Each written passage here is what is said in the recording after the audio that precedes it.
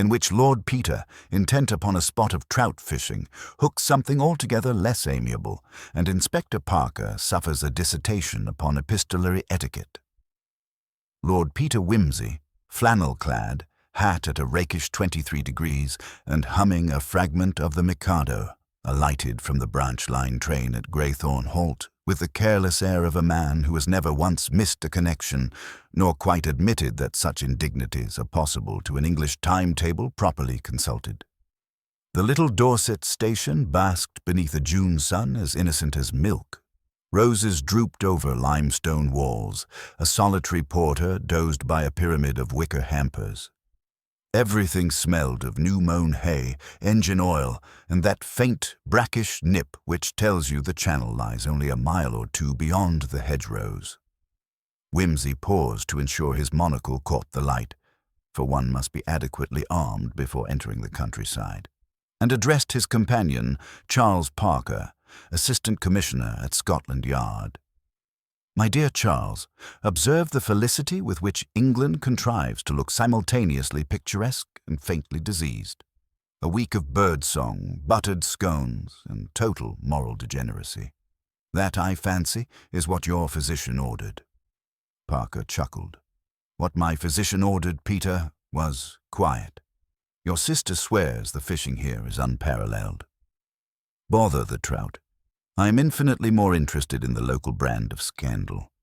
Lady Sylvia Witchcote writes that the vicar has misquoted Horace 3 Sundays running, and the housekeeper at Turvane Hall has taken to communicating with the late Lady Turvane by means of a planchette. The place positively reeks of spiritual stagnation. Delicious. He produced a silver-mounted walking stick, inspected the ferrule with judicial gravity, and stepped towards the village road. It was then that the post-boy, freckled, sweating, and as earnest as a minor prophet, caught up with them, proffering a cream-laid envelope whose flap bore a smear of crimson sealing wax. Beg pardon, my lord. Station master says this came over by the 9:50 from London, marked urgent, to be delivered by hand. Wimsey took the missive, eyed the superscription, and frowned in mild disappointment. Addressed to the Reverend Simon Dalby, Rectory, Greythorn, hardly me, yet here we stand between Dalby and his daily homily. He tore it open. One should see letters safely delivered, after all, and glanced at the single sheet within. Parker, noting the rare stillness that settled on his friend's mobile features, forgot to inhale his pipe smoke. Anything amiss? Lord Peter folded the sheet with exaggerated care. Merely a bridal announcement, though of a somewhat unconventional flavor. The writer begs the Reverend to prepare for a wedding on Saturday next, adding that she has no intention, now or ever, of marrying the wrong man again. Parker raised an eyebrow. Again. Precisely. She signs herself Rosamond, and she encloses. Wimsey shook a small object from the envelope. A gold signet ring, excised quite brutally from the finger it once adorned. Observe the dent. Our Rosamond is a girl of decision. And this concerns us. Only insofar as the envelope also contains, he extracted a second scrap, a blood-speckled handkerchief monogrammed H.L., which is, I regret to say, rather more theatrical than the average matrimonial correspondence. Parker took the square of cambric, sniffed delicately, and nodded. Real enough, fresh within the last 24 hours. Well, well, murmured Wimsey. A letter from the wrong bride, delivered to the wrong address, by the wrong train, and at the wrong time. One can hardly expect the marriage service to proceed without a hitch. He tipped the porter a shilling, instructed that their luggage be forwarded to the rectory, under the personal protection of the Archangel Michael if available, and set off down the dusty lane, Parker striding beside him. "Peter," the policeman began, "this may be nothing more than an overwrought, jilted lady." "My dear Charles, every murder investigation begins with the humane hope that nobody is dead." He patted the pocket containing the letter. "But when brides speak of again marrying the wrong man, and when rings are returned with a smear of arterial sincerity, One ought at least to make inquiries. They rounded a bend where the hedges grew tall enough to shade the road. A rook cawed overhead. Somewhere a dog barked, was abruptly silenced. Presently the grey bulk of Greythorn Rectory emerged. Gothic revival, ivy-swathed, with lancet windows that managed to look simultaneously pious and predatory. An elderly gardener paused in his trimming of lavender borders to touch his cap. Whimsy doffed his hat. "Good morning. Is the Reverend at home, or has Albion's conscience wandered afield?" "Reverend Dalby's at the church, sir. Funeral this morning. Sudden-like." Whimsy's smile sharpened. "Ah? Whose?" "Miss Helen Larkspur, sir. Found yesterday at Turvane Hall. They say her heart gave out." Parker and Whimsy exchanged a glance so swift it might have been invisible to mortal eyes. "Larkspur begins with L," Peter murmured, "and Helen may shorten to H.L., finished Parker. "Most curious," said Whimsy lightly. "The handkerchief came by post before the body reached consecrated ground. Time, my dear Charles, has developed a most indecorous sense of humour." He turned back to the gardener. "We shall call presently upon the Reverend. Meanwhile, could you direct us to Turvane Hall?" The gardener pointed across sloping meadows toward a cluster of turrets glinting through oak woods. "Path over the stile yonder, only 10 minutes if you're quick." Whimsy thanked him, and the two men strode toward the stile, Parker making mental notes, Whimsy absently whistling, "Here Comes the Bride." "Peter," Parker began, "surely we should attend the funeral first. Later, Charles. Corpses keep admirably. Evidence less so. Remember our bride's letter. Saturday next. If matrimony looms, we must cut in before the music starts." He vaulted the stile with alarming agility. From the crest of the meadow the hall showed its stony face. Victorian Gothic, all spikes and gables, crouched like a brooding rook upon the ridge. A vagrant thread of sea mist curled around its chimneys, lending the edifice a look of premature ruin. Whimsy shaded his eyes. Turvane Hall, house of ancient respectability, recent bankruptcy, and, if Lady Sylvia's gossip be trusted, domestic squalls enough to dislodge a weathercock. Excellent breeding ground for homicide. Parker sighed. "Do try not to enjoy yourself." "My dear fellow, I endeavour to take my pleasures where I find them. Some men fish, others collect postage stamps. I have always had a weakness for ill-timed nuptials." He tapped the sealed envelope against his palm. "Come along. The bride awaits, though I fancy the groom may be otherwise engaged." And with that airy remark, Lord Peter Whimsy descended toward Turvane Hall, his gait jaunty, his grey eyes alight with a curiosity half playful, half predatory, the gaze of a gentleman quite prepared to unpick the neatest fabric of rural decency, stitch by damning stitch. Turvane Hall presented itself, on nearer acquaintance, less as a residence than as an architectural argument conducted in violently pointed stone. From every angle, a turret or gargoyle thrust forward like a raised fist, and the great windows, glazed by some cost-conscious Victorian intent upon gloomy romance, gathered the pale sun only to convert it into an interior dusk. Lord Peter surveyed the facade with the tolerant connoisseurship of one who has beheld worse excesses in both masonry and mankind. "A perfect mausoleum for the living, Charles. We must tread softly lest we wake the furniture." A maid in starched cap opened the door before Parker could locate the obsolete bell pull. Her eyes flicked at the visitor's monocle, then at Parker's police-issue shoes, and finally came to rest, in dismay or calculation, upon the small leather case Whimsy carried. She bobbed. "Good morning, my lord. Her ladyship is not receiving on account of the—" She faltered on the word, then supplied bereavement. Whimsy's smile could have warmed a cooler hallway. "Let us trust the bereavement does not object to conversation. We should like a moment with whoever discovered Miss Larkspur.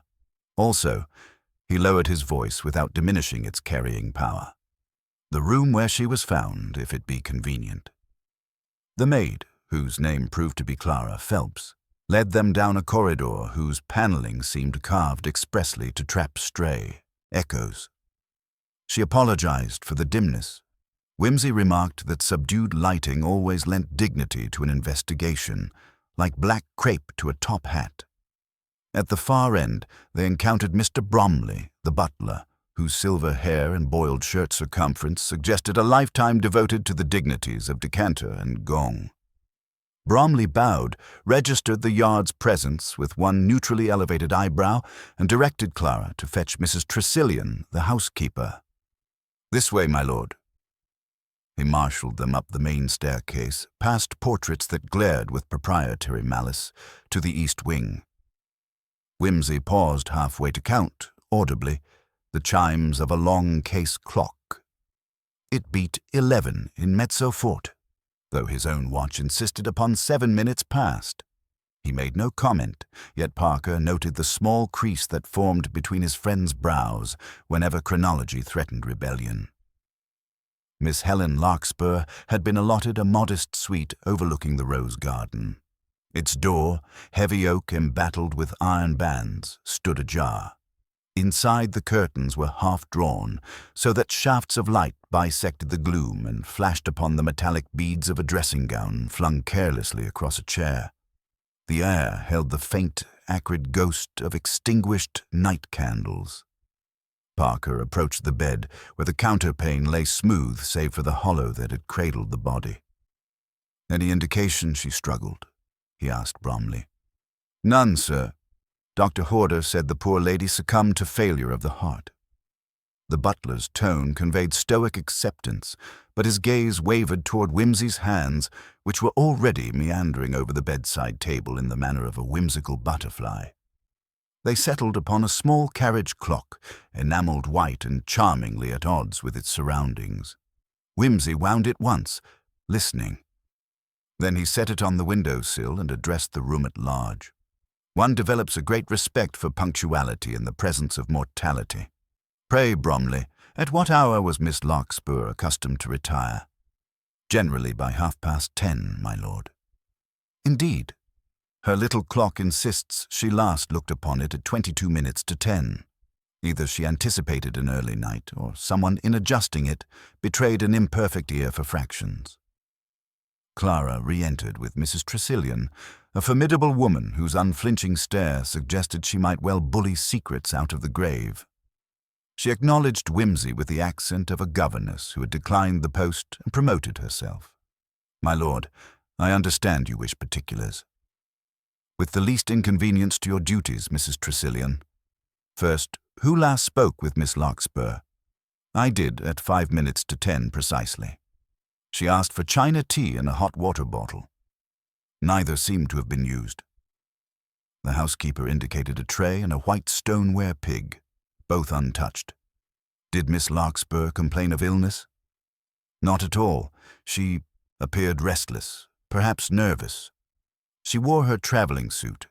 I said I would fetch her dressing-gown. When I returned," the immovable lips trembled, "she lay upon the carpet, face down. I called Mr. Bromley, who summoned the doctor, and the doctor ventured a verdict with commendable agility." Whimsy produced a small measuring tape and noted the distance between bed, hearth, and door. He pressed a fingertip to the carpet nap by the escritoire, where an oblong depression marked the recent weight of some smaller article, perhaps a dispatch box. Parker, meanwhile, stood before the fireplace, sifting cold cinders with the blade of a penknife. A charred scrap fluttered upward. He trapped it, blew off ash, and revealed 3 scorched letters. "Rose." He presented the relic. "Looks as if someone consigned Miss Rosamond's correspondence to the flame." "Or Miss Larkspur did," Whimsy observed, eyes alight. "Yet she orders tea she never drinks, requests a hot water bottle she never applies, dresses to travel, but removes her trunk from the hall at dusk." He caught Mrs. Tressilian's glance and added, "Yes, she sent her luggage to the station before dinner, did she not?" The maid Clara signed the waybill. Clara colored, uncertain whether this prescience reflected intuition or accusation. She said she meant to catch the early train, my lord. A commendable intention, if only the heart observed railway timetables. Whimsy pocketed the burned fragment and addressed the butler. "Tell me, Bromley, was any visitor announced last evening?" "Only Captain Hugh Lockwood, sir. He dined with Sir Giles and Lady Tervain." "Captain Lockwood," Parker repeated. "The family solicitor notes he was abroad until last month." "India, sir, with the 14th Hussars." "Did he converse with Miss Larkspur?" "I passed them in the music-room at 9:15. They appeared heated." Bromley's neutral baritone hesitated over the adjective. "Lady Tervain rang for me at 9:30, and the captain departed the house shortly after." He coughed delicately. "On foot?" "On foot?" Whimsy echoed. "And his motor car?" "Left in the drive. Mr. Percival drove the captain's Daimler to the Red Lion at 10 to collect spirits ordered for the cellar." Curious synthesis of locomotive devices. Whimsy drifted to the window and inspected the latch. It was double-bolted. Outside, the roses drooped under a faint salt mist drifting inland. "One more trifle, if I may. Did Miss Larkspur habitually correspond by post?" Mrs. Tressilian answered. "A letter left here every afternoon at 4. Rarely more, rarely less. Yesterday the mailbag was light. I wager she wrote a rather heavier letter by some alternative conveyance," Whimsy murmured, turning the signet ring over in his pocket. Aloud he said, "Thank you. We shall not further distress the household." They descended to a morning room where sunlight struggled gamely through watered silk draperies. The place smelled of lemon oil and economical despair. On a side table lay a sheaf of tradesmen's bills. Parker glimpsed red ink before the butler silently restored them to a drawer. "Indebtedness," Whimsy remarked once they were alone, "always a spur to enterprise, and occasionally to homicide." Parker nodded. "Shall we interview the family? Sir Giles is fishing in Scotland," supplied Clara, who had reappeared with tea. "Left Monday. Her ladyship sees no one, but Master Percival is in the billiard-room." Whimsy accepted the cup gravely. "Billiards at 11:30 on a funeral morning. Youth retains its priorities. Let us encounter Master Percival." The son proved lanky, fair, and afflicted with that casual insolence which flourishes only where funds are insufficient, yet reputations abundant. He executed a negligent nod when introduced, chalked a cue, and studied the coloured balls as though plotting colonial annexation. "Beastly business about Helen," he said, and, before Parker could quantify the sentiment, added, "She was always keen on dramatics. All this fuss is first-rate theatre for the vicarage." Whimsy pocketed a loose ball, examined the ivory, and returned it precisely. "You last saw Miss Larkspur at dinner?" "No, afterwards in the music-room. She'd been row with Lockwood. Some dashed sentimental scene. I beat it the instant she started lecturing him. The mater says I lack sensibility." "And Captain Lockwood?" "Filthy temper, frightfully stiff about family honour. Helen scared him, I fancy. Had letters. Letters must be the modern equivalent of loaded pistols." Whimsy glanced toward the French doors, noting they stood unlatched, leading to the terrace. A faint bruise marred the parquet beside the threshold. "Did Lockwood leave by this route?" "No idea," Percival replied, aiming with ostentatious deliberation. "I went to bed at 10. A healthy habit. One more question. Do the stable clocks agree with the libraries?" Percival's cue missed entirely. "What?" "Only that I heard the stable bell strike 10 while the hall clock lagged behind by 3 minutes. Mechanical dissension fascinates me. Machines tell inconvenient truths." The young man stared. Parker, recognizing the onset of boredom or alarm, steered Whimsy away. In the passage, the detective leaned close. "Lockwood quarrels with a woman who posts rings and bloodied linen. Larkspur dies unexplained. Clocks contradict one another, and our bride promises to wed on Saturday." Parker lowered his voice. "Too many fragments. We need sequence. Precisely. Let us acquire one. The railway, Charles. The 950 that conveyed the letter. Greythorn's signal box keeps records as obsessively as monastic chronicles. If a special parcel was handed off last night, somebody logged it. Additionally, I desire a chat with the innkeeper of the Red Lion about a Daimler that arrived driverless at 10. Parker tapped the notebook in his pocket. And the doctor's certificate? We shall revisit Dr. Horder after luncheon. In the meantime, Whimsy straightened his tie. We drop in upon Lady Turvane, pay our condolences, and inquire what steered Captain Lockwood from cavalry charges to nocturnal foot-slogging.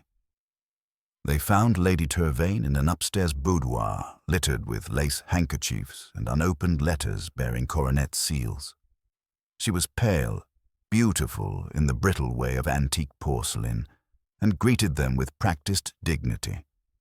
The scent of lilies, strong, almost funereal, hung about her. Whimsy expressed regret, couched in Latin so faultless that her glazed composure flickered into amusement. They spoke of Helen's kindness, her delicate nerves, the shock of sudden demise. Then Whimsy asked, casually, whether Miss Larkspur had lately received proposals of marriage. Lady Turvane looked away. Helen had been engaged once, long ago. The gentleman proved reckless. She broke it off. A silence. She never spoke his name here. Parker noted the trembling of gloved fingers upon her armrest. Captain Lockwood? He ventured. Good heavens, no. The denial came swift. He admired her, perhaps, but she would not have him. Whimsy inclined his head. Did Miss Larkspur possess jewelry containing a crest, a dolphin rampant and motto virtus in tempore?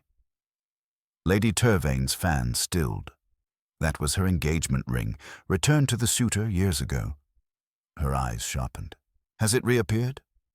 Only its absence is eloquent, Whimsy said lightly, turning toward the door. I thank you, Lady Turvane. May happier letters invite us here next time. In the corridor, Parker exhaled. She lied about something. Possibly several somethings. But I collect data, not judgments, before lunch.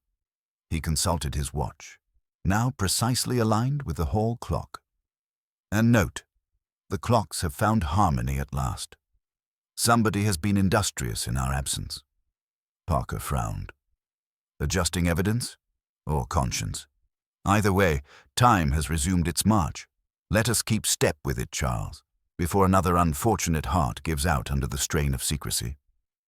They descended the staircase, leaving the house half shrouded in gloom, half vibrating with unspoken stories.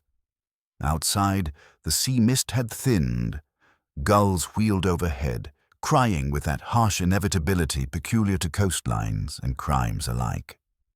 Whimsy, squinting toward the rail embankment in the distance, raised his stick in jocular salute as though acknowledging an unseen conductor. Onward, he murmured, for the timetable waits for no man, not even the murderer who attempts to reset his clocks. They struck out along the cart track toward Greythorn's solitary railway arch, June light, slanting through the hedges in pale blades that cut across Parker's notebook. Whimsy, whose gait alternated between desultory stroll and sudden pouncing haste, kept an almost suspicious silence until the line of telegraph poles appeared ahead, like a procession of thin, penitential monks. Only then did he murmur, half to himself, Trains, Charles, are the last honest tyrants in England. They keep their own fierce law, and every villager conspires to obey, even when murdering on the side. Parker grunted agreement. The yard had long taught him that a suburban timetable could rattle an alibi more cruelly than a magistrate.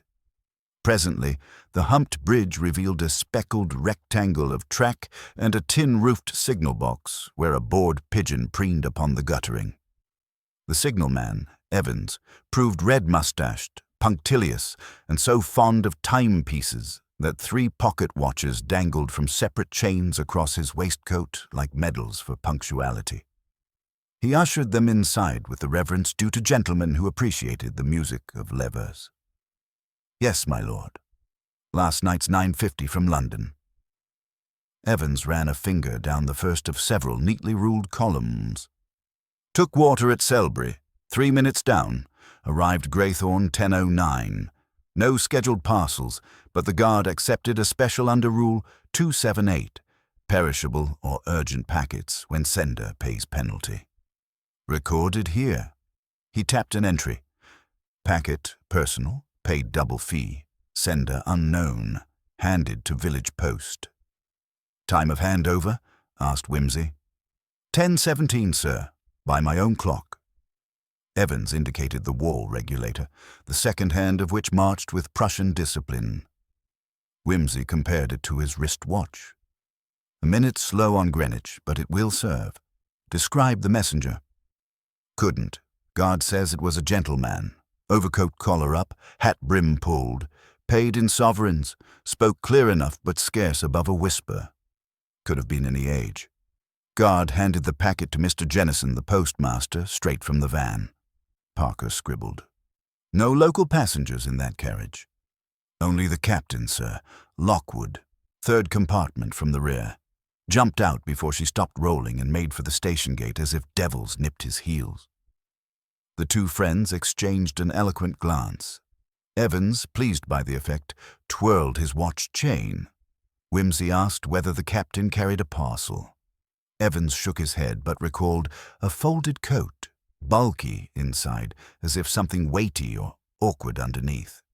Outside, beneath the box, Whimsy halted so abruptly Parker almost cannoned into him. Consider, Charles. Lockwood alights, presumably after quarrelling with Miss Larkspur at 9:15 or so. He must reach Greythorne Halt, 5 miles by 10:09. Too far to walk. Turvane keeps one motor in town and one at the hall. If the Daimler was away at the Red Lion, our captain needed another conveyance. Parker ticked it off on his fingers. He could have bicycled. There's a machine shed by the stable yard. Or ridden. The bay gelding returned lathered at 10:30. Groom said exercise. And if Evans' guard accepted payment in gold, Lockwood would need ready coin, which a cavalryman abroad might possess, but a bankrupt baronet's guest might not. Whimsy mused. Let us pocket these tentatives and visit the Red Lion, where liquor and local tongues enjoy a loose marriage.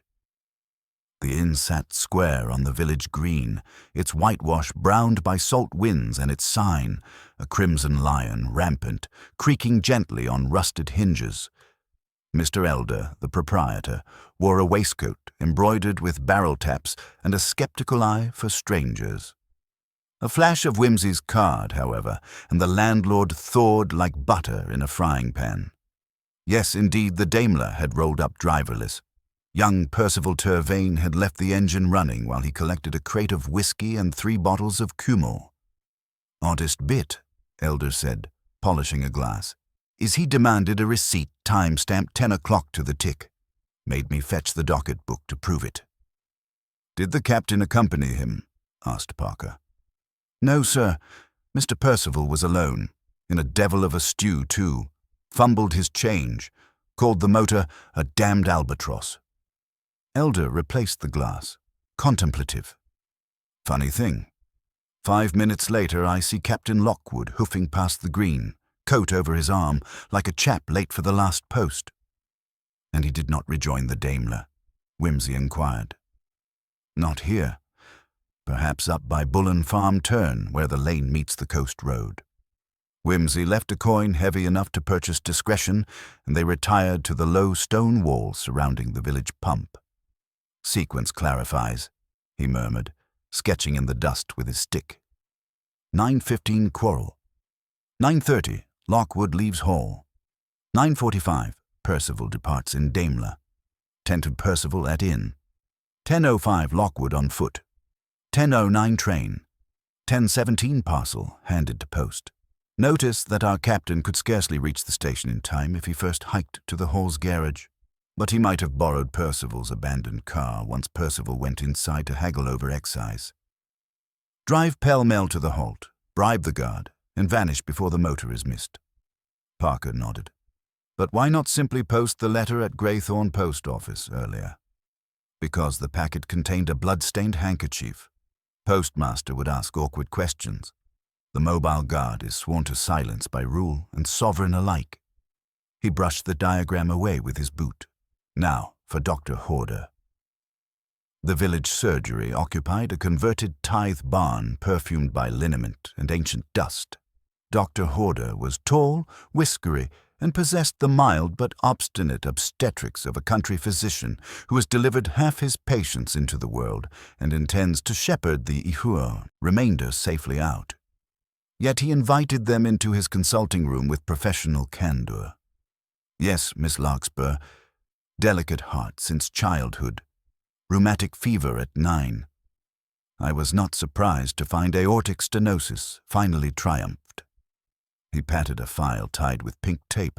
Family knew, Captain Lockwood knew, she used digitalis. I prescribed it sparingly. Whimsy settled into the rush chair, fingertips steepled. Doctor, have you the file? Horder produced it, an amber bottle of tablets. Parker counted. 26 remained in a 30-tablet dispensation dated a fortnight prior. The dosage, half a pill nightly, should have left 25. Parker's eyebrow arched. So 1 extra taken. The physician looked troubled. Overdose unlikely. Effect cumulative, not immediate. Still, said Whimsy. If another agent aggravated the heart, adrenal shock, violent distress? Possible. Trauma and fright can precipitate sudden failure. Happened to old folk on Armistice Day, but Helen was alone. Or believed she was, Whimsy corrected gently. Doctor, did you notice bruising at the wrist? Horder confessed he had not. The body lay ready for interment that very afternoon. Exhumation would raise scandal, yet Whimsy's inquiry bit like acid into his conscience. He promised to review his notes before signing final certificates and, in so promising, tacitly admitted his first conclusion might have been hasty. Back on the lane, Parker exhaled. A single missing digitalis tablet, enough with fear to tilt the scales. A rook burst from the church tower, croaking an answer neither man could translate. So we stalked 2 hares, Whimsy said, drawing him on. The first, who frightened Helen at precisely 9:40, when the hot water bottle cooled and her traveling suit remained buttoned. The second, why does someone post tokens of murder under the false bride's name, yet send them to the rector rather than the police? That error is almost theatrical, like mispronouncing a quotation so that the pedant in the audience will leap to correct one. Parker recalled Whimsy's earlier fascination with clocks. And the timepieces?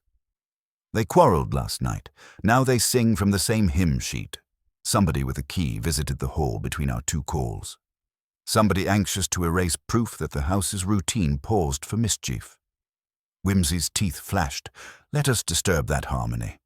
I propose we attend the funeral, then ask Lady Turvane in public what hour her drawing-room chimed when the body was found.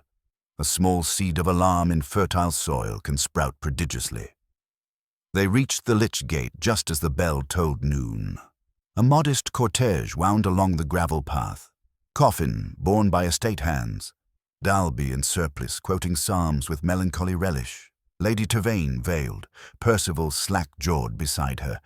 Captain Lockwood 2 paces behind. Hat held to his chest. Whimsy's presence turned a few heads. His bow, though courteous, possessed an edge as thin as a surgeon's blade. During the committal hymn, Parker watched the captain's face. Lockwood's cavalry mustache twitched each time the curate intoned, "In the midst of life, we are in death." From a sodden pocket, he removed not a handkerchief, but a kid glove, twisting it until the thumb whitened.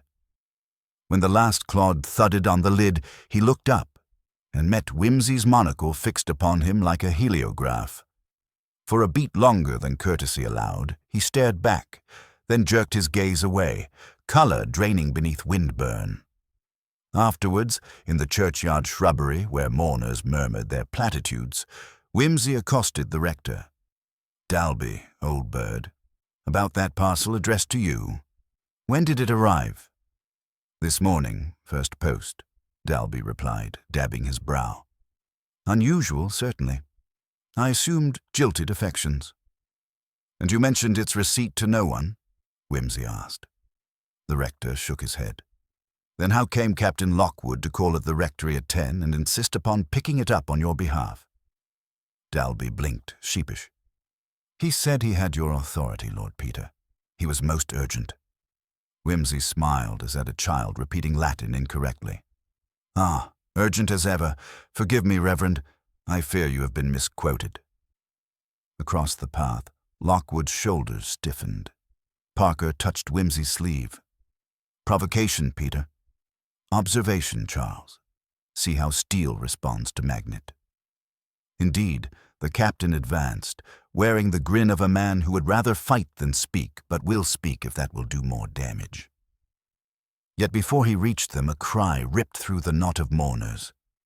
Lady Turvane had fainted in the shadow of the yew tree, her gloved fingers still clutching a telegram she had torn open only moments earlier. It fluttered to the grass. Parker stooped, saw the Marconi code, and read, Bride arrives, Greythorn 15th, stop hope, you will receive me. Stop Rosamund. Wimsey lifted his head at the sudden onshore wind, as though scenting a change in weather or strategy. The bride, he murmured, is punctual to a fault. Tomorrow, Charles, we shall meet her. Tonight we must ensure she survives to toss her bouquet. Lockwood, disentangling himself from concerned villagers, shot them a glare so direct it seemed to carve his intentions upon the damp June air. Wimsey tipped his hat in acknowledgment. Come, he said, let us leave the dead to their repose and the living to their apprehensions. An afternoon remains for us to test the acoustics of Turvane's east wing, and, perhaps, to persuade a stable clock to speak its mind before someone still breathing joins Miss Larkspur in premature serenity. The hour after the fainting fit found Wimsey and Parker once more upon Turvane's gravel, escorted by the reluctant Mr. Bromley. Lady Turvane, having revived under sal volatile, yielded to Wimsey's murmured suggestion that the police be allowed to poke discreetly among the drafts. She withdrew to her room, clutching the telegram as though its flimsy folds might shield her from the next calamity. Bromley, for his part, officiated like a cathedral verger obliged to admit tourists while high mass still smouldered on the altar. Wimsey chose the east wing first, not because the corpse had lain there, but because a house's marginal spaces, like a book's footnotes, frequently contradict the main text. The afternoon sun slanted in dusty bars across the passage. He paced it with exaggerated leisure, pausing at each door to rap the paneling, listening for that telltale hollowness which indicates architectural conscience. Parker produced a folded plan Bromley had surrendered after a sigh, worthy of the martyrdom of St. Lawrence. According to its faded ink, the east wing possessed 6 bedrooms, a boudoir, and, most promising, an original servant's stair sealed off when modern plumbing rendered upstairs maids unfashionable. At the 3rd doorway, Wimsey's knuckles met timber distinctly thinner than its neighbors. He glanced at the plan, nodded, and beckoned Parker close. The handle turned easily. Inside lay a linen store hung with stale lavender, shelves sagging beneath damask, and, for the man with ears to hear, a faint metallic thrum. Parker frowned. Generator room beneath? Water pipes, Wimsey corrected, eye to the skirting, but far too audible. The floorboard, if you please. Between them they levered up the edge plank to reveal a gap, then blackness, then, by Wimsey's torch, a narrow flight dropping into gloom. The air rose cold and chalky, smelling of earth and forgotten paint. Bromley issued a small groan, immediately muffled. Wimsey, delighted, slid his lank frame through the aperture. The stair debouched into the disused corridor whose existence the plan hinted, but did not admit. Cobwebs clung like ecclesiastical lace, yet midway along, dust was scuffed into fresh crescents, and only last night's mud leaves such tidy memories. Wimsey stooped to examine a greasy smear that might have been candle wax. or blood browned by a day's oxidation. He said nothing, merely followed the marks until Parker almost collided with his back at a blind wall. "Observe," Whimsy whispered, "the jingling paradox of secret passages. Built to hide, they advertise themselves with drafts." He traced the faint swirl of cool air where mortar met timber, then pressed an ornamented boss. The wall revolved half a span, revealing Lady Tavaine's music room on the far side. Parker exhaled. So anyone could eavesdrop on a nocturnal quarrel and vanish. "Or enter," Whimsy agreed, stepping through. He pointed at the rosewood piano still bearing last night's score. The Maid of the Mill opened to a duet in B-flat. Larkspur was a competent pianist. Lockwood, no. Suppose she played to steady nerves while waiting for Captain Honor and Glory to come and collect his marching orders. Parker scowled at the empty music stool. And when persuasion failed, he fetched digitalis, too elaborate. Indeed, violence may be direct, but staging is always elaborate. Consider, if our bride Rosamond is due tomorrow, the murderer operates on a schedule. The packet served as warning to someone here. "Stop the wedding, or I speak." That threat died with Larkspur, but the wedding is not yet stopped. A discreet cough at the door announced Clara Phelps, cheeks hectic with internal debate. "Begging pardon, my lord. I thought you might like tea." Her gaze begged disclosure. Whimsy relieved her of the tray and shut the door with gentle firmness. "Now, Clara, what shadow do you wish lifted from your conscience?" Her words tumbled. Miss Larkspur had sent her to the telephone nook at 9:20 to ring a London number, only the line crackled and no one answered. When Clara returned, the music room was empty, but she heard voices through the panel. Miss Larkspur, strained and urgent, and Captain Lockwood, cold as sleet. Clara caught one phrase, "You will not make another bride of me," before footsteps retreated. Then a door thumped. "Which door?" Parker asked. "The library, sir, beyond the passage." "Library links to the hall clock," Whimsy added. "Thank you, Clara. One last thing. Whose boots leave that tidy diamond tread we saw on the cellar stair?" "Master Percival's hunting gaiters," she whispered. "He polishes the soles with saddle soap." Dismissed, the maid fled. Tea untasted. Whimsy poured a cup anyway, perched on the piano stool, and rehearsed the timeline aloud, Parker interjecting where memory demanded precision. When the china clinked empty, the story stood thus. 9:15 quarrel begins. 9:20 Clara dispatched. 9:25 voices in hidden passage. 9:30 Lockwood exits. 9:40 Larkspur last seen. 9:45 Percival drives Daimler. 10 in docket. 10:05 Lockwood afoot. 10:09 train. 10:17 packet. Lockwood cannot be inside house and at the station simultaneously, Parker observed, but if he took the Daimler between 9:40 and 9:45, Percival must have lied about driving. Or swapped places after the inn, Whimsy mused. Percival drives out, leaves car at green, fetches whiskey, returns on foot. Lockwood takes wheel. Why? So that whatever happened en route explains mud inside the driver's door. We must inspect. Evening drew down, violet and salt-sharp. Under pretense of returning borrowed fishing rod, Whimsy wheedled keys from a bemused Perkins in the motor shed. They raised the Daimler's headlamps and scrutinized the carpets. Parker produced a small envelope and tweezers. Embedded beneath accelerator pedal lay a sliver of red sealing wax. "Lift," Whimsy said. The fragment bore the ghost. Impression of a dolphin rampant.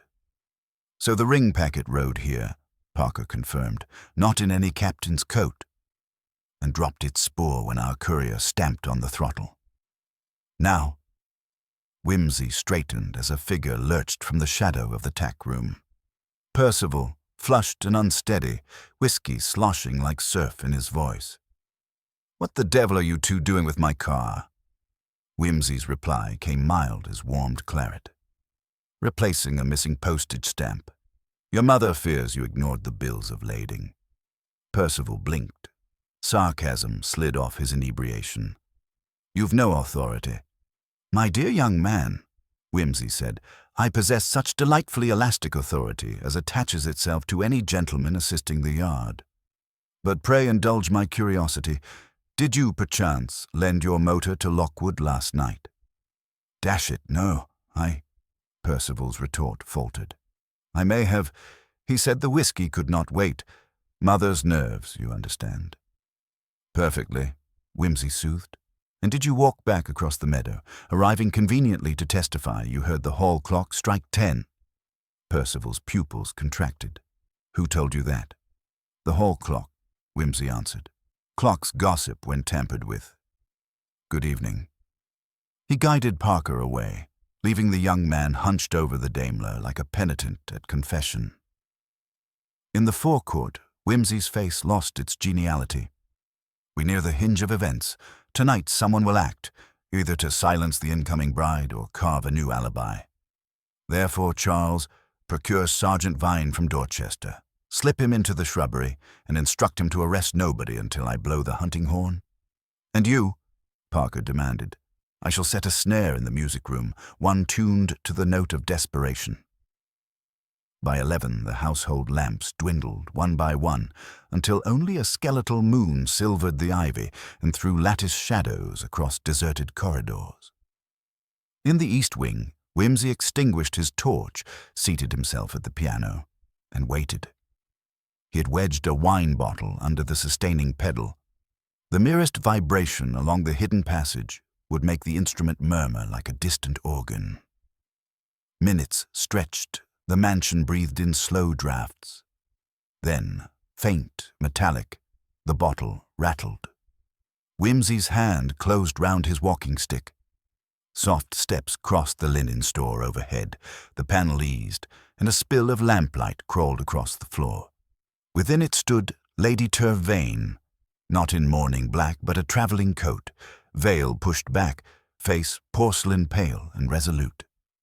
She carried a small portmanteau. Whimsy's voice drifted from the darkness, gentle as a harpsichord. "Running away rarely improves the scenery, Lady Tervain." She froze, lamp trembling. "Lord Peter, why stalk me?" "Because someone intends either your flight or your funeral. Allow me to prefer the former." He emerged, hands spread. "You posted that telegram to yourself, I think, to buy time, invoking a phantom bride so the house would hesitate. Ingenious, but insufficient." Her shoulders sagged. Despair bled into hauteur. "You understand nothing. The marriage settlement, if Percival marries Rosamond Chivers by Saturday, the trust revives, the estate is saved. But Rosamond jilted him years ago for Helen's sake. Helen promised secrecy. Yesterday Lockwood discovered it. He came to force Helen's consent, threatened scandal, and she died. Now he blames us, will ruin us." "Not us," came a voice behind the open panel. Captain Lockwood stepped through, revolver steady, fury crystalline. "Only one of you, whichever painted me butcher to spare your fortune." The tableau held. Lady Tervain's lamp haloed her tears. Lockwood's shadow sprawled upon brocade like a question mark. Whimsy, single-eyed and smiling faintly, as though rehearsing a line of Catullus. "A valiant pose, Captain," he said. "Yet before you discharge that melodramatic gadget, let me point out Sergeant Vine's Webley presently covers you from the window." A click confirmed the truth. Lockwood's shoulders knotted, revolver lowering fractionally. "Good fellow," Whimsy continued. "Now, since murder by firearm would hinder tomorrow's nuptials and, by extension, the estate's salvation, may we speak in politer accents? Did you last night administer digitalis to Miss Larkspur?" Lockwood's face worked. She took the tablet herself. "I wished only to reclaim my ring, my right." She refused. We struggled. She fell. Her heart... He choked. When I realized she'd died, panic mastered me. The packet, the handkerchief. It was warning, not triumph. Let Percival know his lie would surface. Lady Tervain whispered. "What lie?" That he is illegitimate, Lockwood spat. Sir Giles's cousin fathered him. The trust forbids a bastard heir. Helen kept letters, proof. I thought to brandish scandal, not to kill. A hush. Even the hall clock withheld its chime, as though chronology itself reeled. Lady Tervain swayed. Whimsy caught the lamp before it fell. Enough for one night, he said gently. Captain, you will accompany Sergeant Vine. My testimony shall determine charges. Lady Tervain, you will sleep, for tomorrow requires fortitude. He guided her to the door, pausing only to lift the portmanteau. Inside lay the dolphin signet, still streaked with dried blood, cushioned beside a parchment bundle of letters sealed 50 years ago. Ah, murmured Whimsy, the bride's dowry, and the groom's damnation. As footsteps receded and the secret panel swung shut, Parker emerged from the shadow of the curtain, holstering his pistol. So Lockwood supplies motive, but not quite premeditation, he observed. Premeditation lies elsewhere, Whimsy replied. He touched the letters. These are penned by Sir Giles' cousin. To Helen's mother, Sir Percival forged documents to pass himself legitimate, then doctored clocks, whiskey runs, and witness statements to frame Lockwood when Helen threatened exposure. The final stroke? Murder he left to grief and drug and chance. Ingenious, and still unraveling. Parker glanced toward the dark corridor. He'll not surrender easily. No, Whimsy said, monochrome eye glittering in the lamplight. But the wrong bride arrives at dawn, and when she sees what play is staged upon this warped stage, truth will bow through the footlights. Until then, Charles, keep the clocks wound and the doors barred. Time, that candid tyrant, will finish our work by breakfast.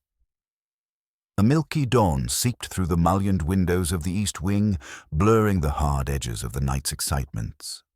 Whimsy, who had taken no more rest than a cat on a sun-warmed sill, sat by the library hearth with Parker and Sergeant Vine, the dolphin-crested letters spread between them like an illicit hand of cards. Outside, the garden gravel whispered under the slow wheels of a dog-cart bound for the station. The squeal of rusted axles told them the hour had slipped beyond 5. Rosamond Chivers, bride apparent, would be rattling through the outskirts of Greythorn even now. Whimsy flicked the bundle with a fingertip.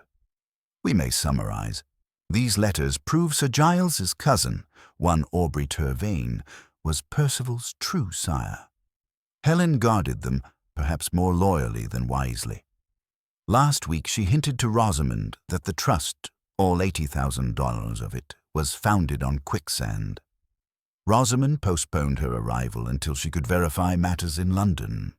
Yesterday she telegraphed acceptance of the marriage only after confirming the funds were intact, unaware they were propped by forged parish registers.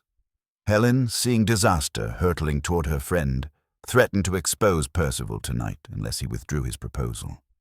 Captain Lockwood, misreading the crisis as purely romantic, joined the fray and precipitated Helen's collapse.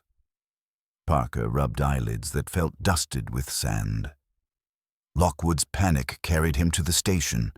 Percival's panic sent the packet. Lady Tervain's panic compelled that spectral telegram. The house seems in competition for the most ingenious mistake.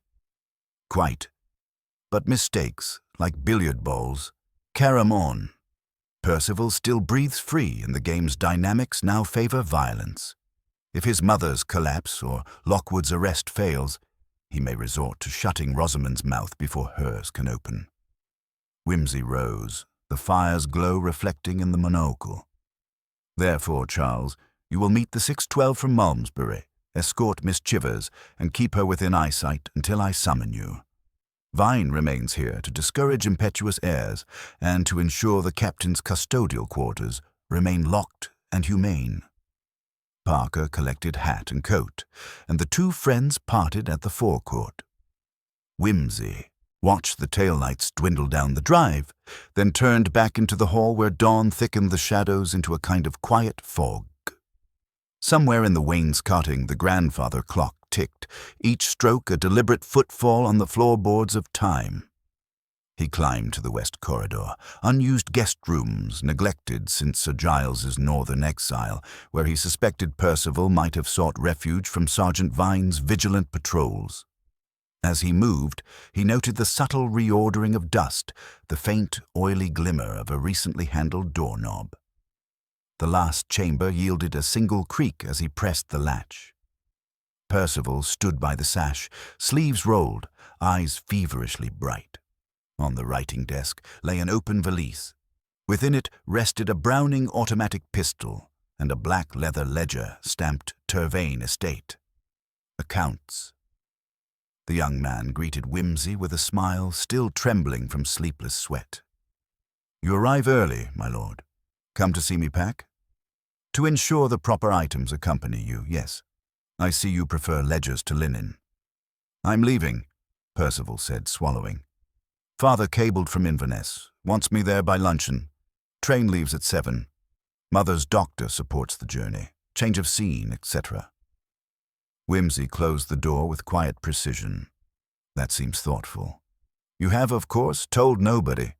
Save the porter bribed to mistag your trunk and the fearful groom who saddled the bay at 4:30. Percival's pulse beat jumped at his throat. A man may travel unannounced. Indeed. Innocent men particularly relish privacy. But I observe you intend the pistol for more than shooting grouse. If it is for Rosamond, you will be disappointed. She arrives under escort." The boy's swagger cracked. "I never meant—" He licked dry lips. "I only need protection. You arrested Lockwood, but the village will brand me next.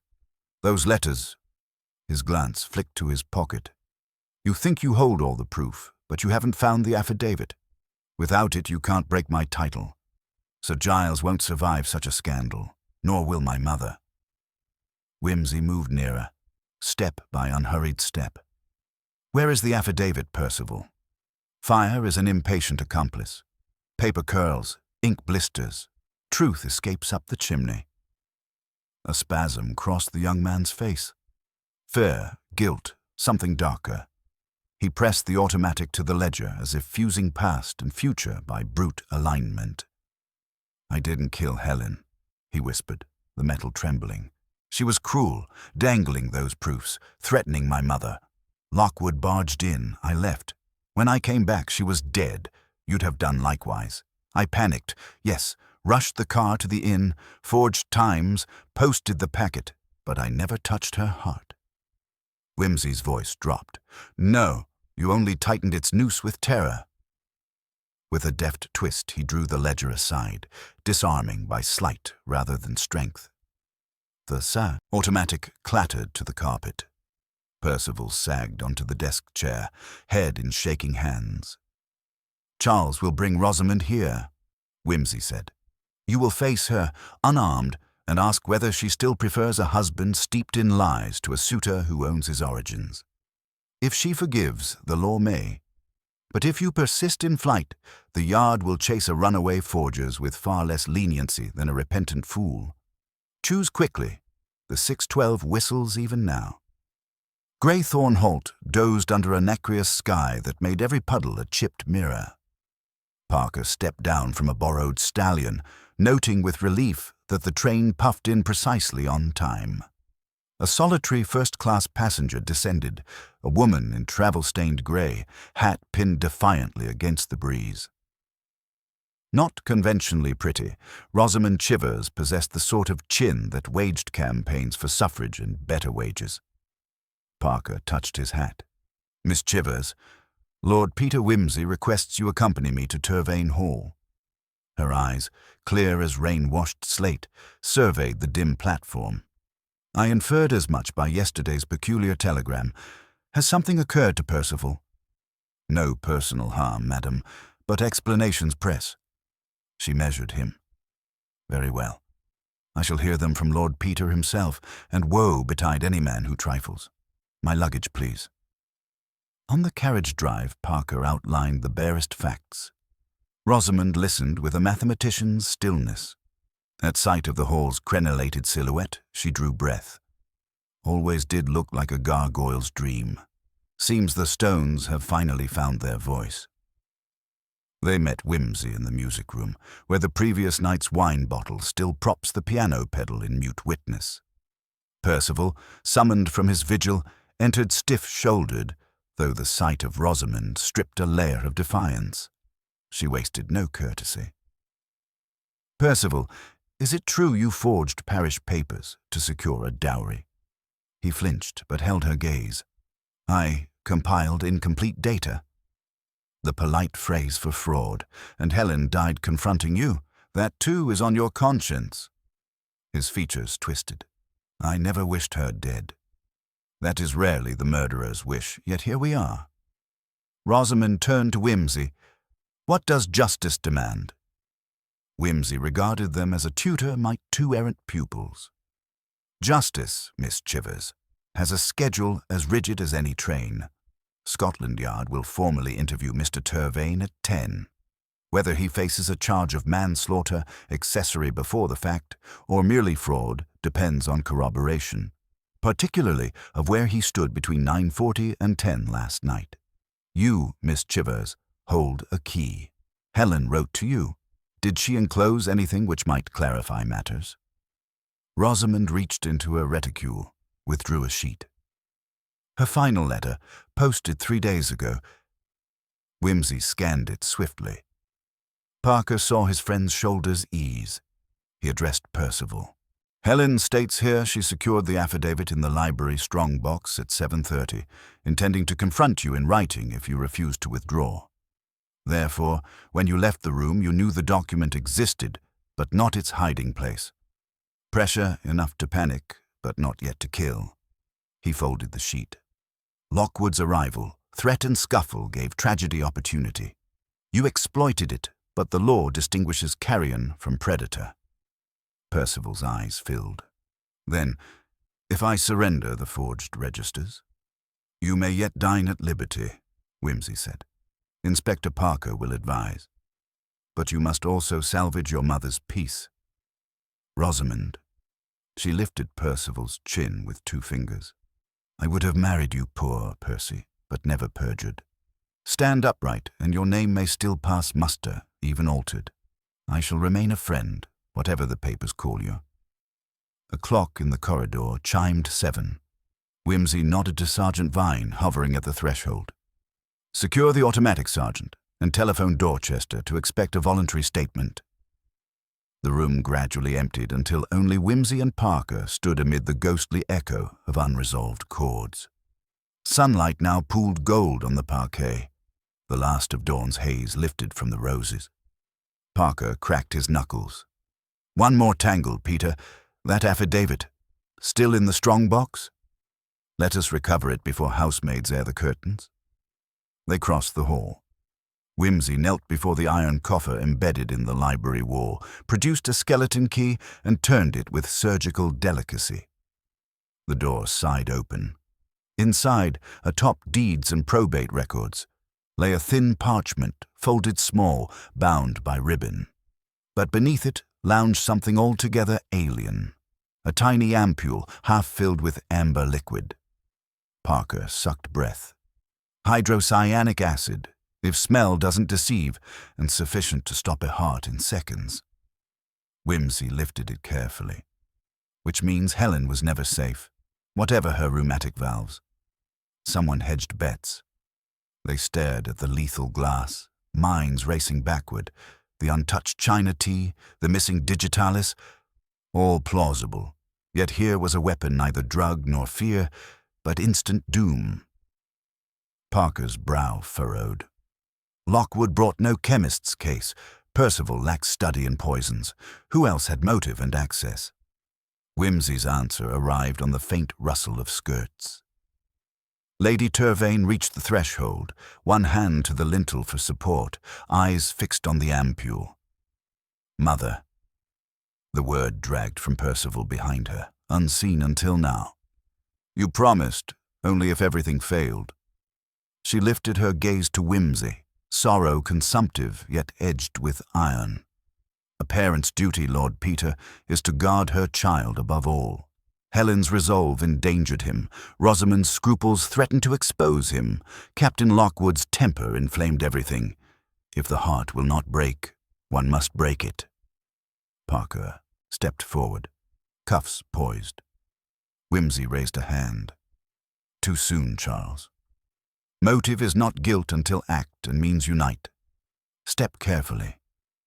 He turned to Lady Tervain. Did you administer this to Helen? She shook her head. I lacked courage. I placed it here after Helen collapsed, in case Percival's arrest required swift remedy. Behind her, Rosamond whispered something indefinable. Percival covered his face. Whimsy set the ampule gently in Sergeant Vine's evidence pouch. Lady Tervain, your intention, though monstrous, remained unfulfilled. The law may judge intent leniently, but your silence after the fact placed everyone in graver peril, Miss Chivers in particular. That will weigh. He motioned Vine to escort mother and son to separate rooms. Parker produced a handkerchief, wiped his brow. When will these people abandon melodrama? When they run out of secrets, Whimsy replied. He pocketed the affidavit, locking the strong box. Time to telephone the coroner, consult a chemical analyst, and, I suppose, compose a sermon for the 10 o'clock confession. Come, Charles. Breakfast first, salvation afterwards. Even morality, like punctual trains, functions best on a full stomach. The breakfast gong at Tervain Hall seldom sounded so like a summons to the dock. Whimsy, Parker, and Sergeant Vine assembled at the long oak refectory table where Bromley, white as last night's tablecloth, contrived to pour coffee with unshaken wrists. Lady Tervain and Percival remained under polite guard upstairs. Captain Lockwood, now a disgraced, if cooperative witness, sat between two constables in the billiard room, his sword knot confiscated as an unnecessary temptation. Rosamond Chivers, judgment withheld but appetite determined, accepted toast while observing Whimsy as a cat observes a fluttering blind. The silence broke only when Clara Phelps slipped in with an express letter, hand-delivered by a bicycle courier from Dorchester. Whimsy slit it, scanned the chemist's report in 3 measured breaths, and passed it to Parker. Preliminary assay of Miss Larkspur's viscera, Parker read aloud, shows traces of digitalis well within therapeutic range, no hydrocyanic acid, but a faint presence of strychnine in gastric contents. Quantity uncertain, likely sublethal unless heart already compromised. Rosamond's hand tightened on her cup. Strychnine. Where would Helen have encountered that? Rats, murmured Whimsy. Or, more fashionably, patent tonics touted to delicate ladies. Yet you will perceive a pretty paradox. The heart remedy did not kill her. The heart poison did not reach fatal dose, and hydrocyanic acid never left its bottle. Death, therefore, sprang chiefly from shock. Inspired, I fancy, by a spectacle we have not yet glimpsed. Parker frowned. We still circle motive like a wasp round jam. Forgery protects Percival. Scandal avenges Lockwood. Maternal, despair arms Lady Tervain. But who laces tonic with strychnine? Someone with access to pantry and medicine chest, Whimsy replied, eyes sliding toward Bromley. The old butler stiffened, but Whimsy merely asked for a fresh pot. Dr. Horder arrives at 8 with the coroner's warrant. Meanwhile, we shall illuminate the pantry. Bromley guided them through the service wing. At the scullery door, Whimsy paused, sniffed, then stooped to retrieve a sliver of green-tinted glass from the flagged floor. Carbide bottle, the butler supplied at once. We broke one last quarter behind the coal bins. Indeed. Whimsy pocketed the shard. Carbide jars, rat powder tins, patent elixirs, all cousins under the skin. In the pantry proper he examined every shelf, sniffing corks, tapping labels. One brown vial, its label half peeled, emitted an unmistakable almond odor when uncapped. Bitter almonds, the faint signature of cyanide. Bromley's face contracted. That should never be stored with victuals, my lord. It belongs in the still-room cabinet. Yet here it lurked. Whimsy recorked the bottle, replaced it, and turned on the butler with abrupt gentleness. "Bromley, be frank. Who last tended this pantry?" The old man's dignity quivered, but he bowed. "Mr. Turvane's instructions, sir. 2 mornings ago he directed me to dismiss the under-pantry maid without notice. Since then I alone have kept the keys." Curious. What reason? "Efficiencies," he said. "Miss Harkness," Bromley coloured, "was seeing more of the footmen than of the teacups. Yet she had served faithfully 4 years. Parker scribbled a note. "Where did she go?" "Back to her aunt in Selbury, sir." "We shall wire the local constable," Parker muttered. "A maid in sudden flight often carries more than luggage." They returned to the corridor as Dr. Horder's coupe rattled into the forecourt. The physician, his day bag bulging like a conscience, accepted Whimsy's greeting with grave nods. "Coroner grants exhumation at 9, labourers already at the churchyard. He regrets haste, but concurs. Chemical ambiguity demands certitude." "Splendid. While the sexton digests that news, perhaps we review Miss Larkspur's medications." Whimsy ushered Horder to the morning room where the late patient's valise and toiletry case had been stowed. A search produced 3 patent nerve tonics, 2 listed strychnine among ingredients. Horder grimaced. These modern pick-me-ups deliver more stimulus than the human heart appreciates. Yet Helen used them sparingly. Less than half a bottle gone. Whimsy held one to the light. But if some Samaritan decanted pure strychnine solution into the tonic bottle, 1 teaspoon in her tea might double the dose. "Who prepared her bedtime tray?" Parker asked. "Mrs. Tressilian," Bromley answered from the doorway, having followed, unbidden. "She alone brings the late service." The housekeeper entered at that moment, her composure starched like her collar. "If my integrity is impugned, better to speak plainly. I poured the tea from the pot in Miss Larkspur's grate, yes, but the ingredients were hers. I merely added hot water." Her gaze flicked to Whimsy. "Clara can confirm the sequence." Clara arrived, summoned by Bowes alone, and recounted her errand to telephone London. On her return, she had found the tray prepared but untouched, and, crucially, the tonic bottle uncorked. "I thought Miss Larkspur meant to measure out a dose herself," Clara finished. She trembled, reached for the bottle, then set it down when we heard Captain Lockwood step in the passage. "I left at once." Thus the poisoned dose remained unconsumed. Whimsy clasped his hands behind his back, unless someone returned moments later and insisted upon an invigorating sip. Parker saw the implication. "Lockwood? Or the missing maid?" Whimsy countered. "Miss Harkness might have reason to spite the lady whose evidence could topple the house that paid her wages. Yet we lack the hinge-pin that makes theory fact. Let us interview Miss Harkness before Percival faces the coroner." An hour later, the Daimler, now cleansed of incriminating wax, sped toward Selbury. Parker drove. Whimsy, map on knees, observed hedgerows streaking past as though time itself unspooled. They found Harkness Cottage, a sagging thatch smelling of damp tobacco, guarded by a bulldog the size of a hassock.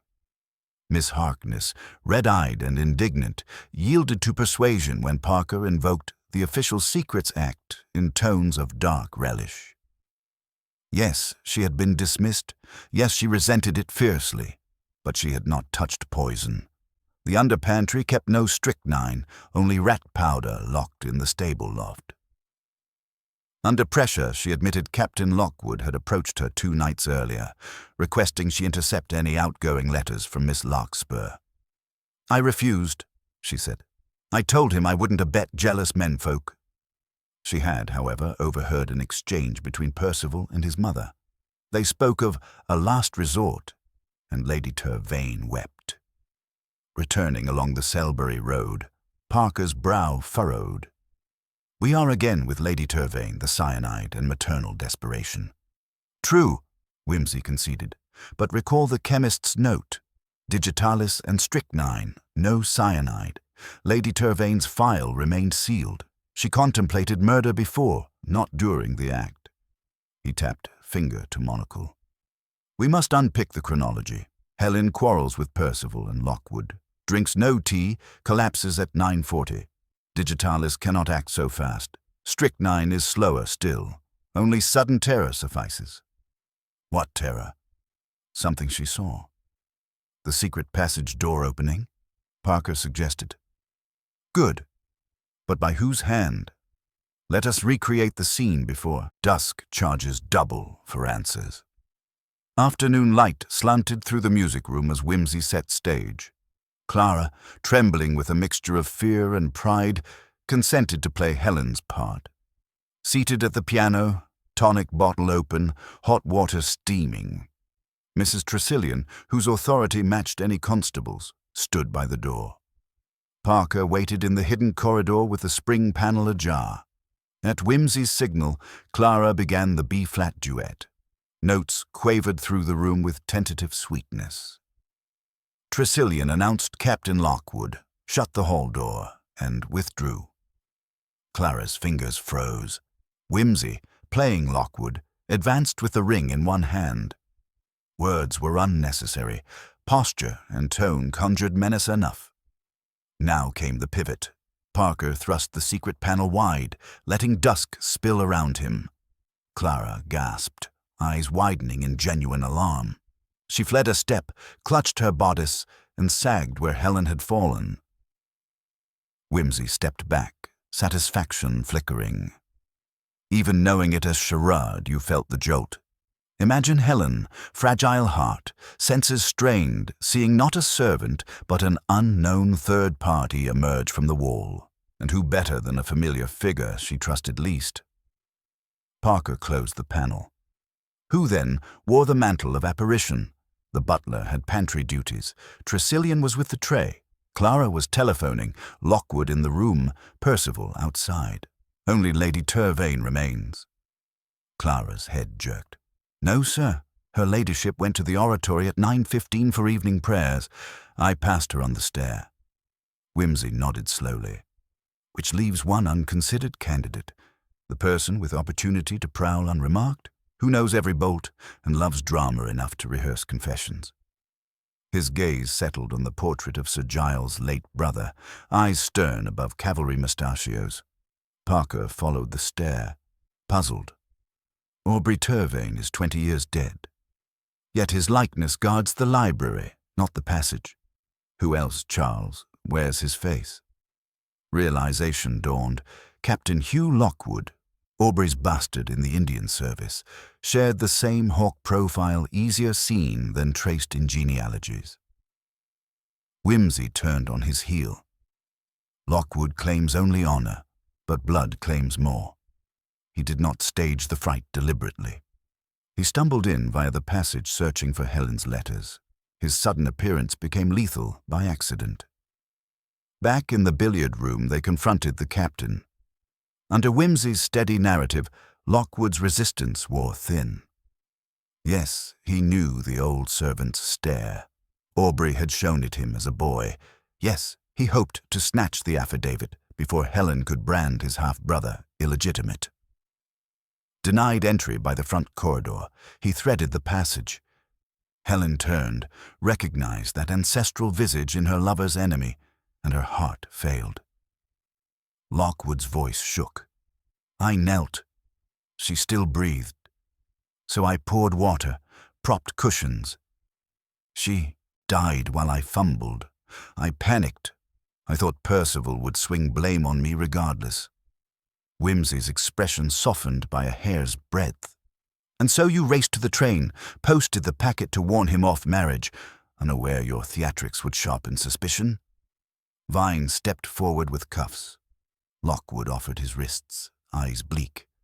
For manslaughter, then. Negligent homicide, perhaps, Whimsy said quietly. But your cowardice after the fact weighs more heavily than the fright you gave. A jury may show mercy. Your conscience must do as it can. Evening drew its first shadows across the window glass. In the corridor, Rosamond met them, her shoulders straight. Whimsy inclined his head. "The house is yours to cleanse, Miss Chivers. The ghosts will tire now they've spoken."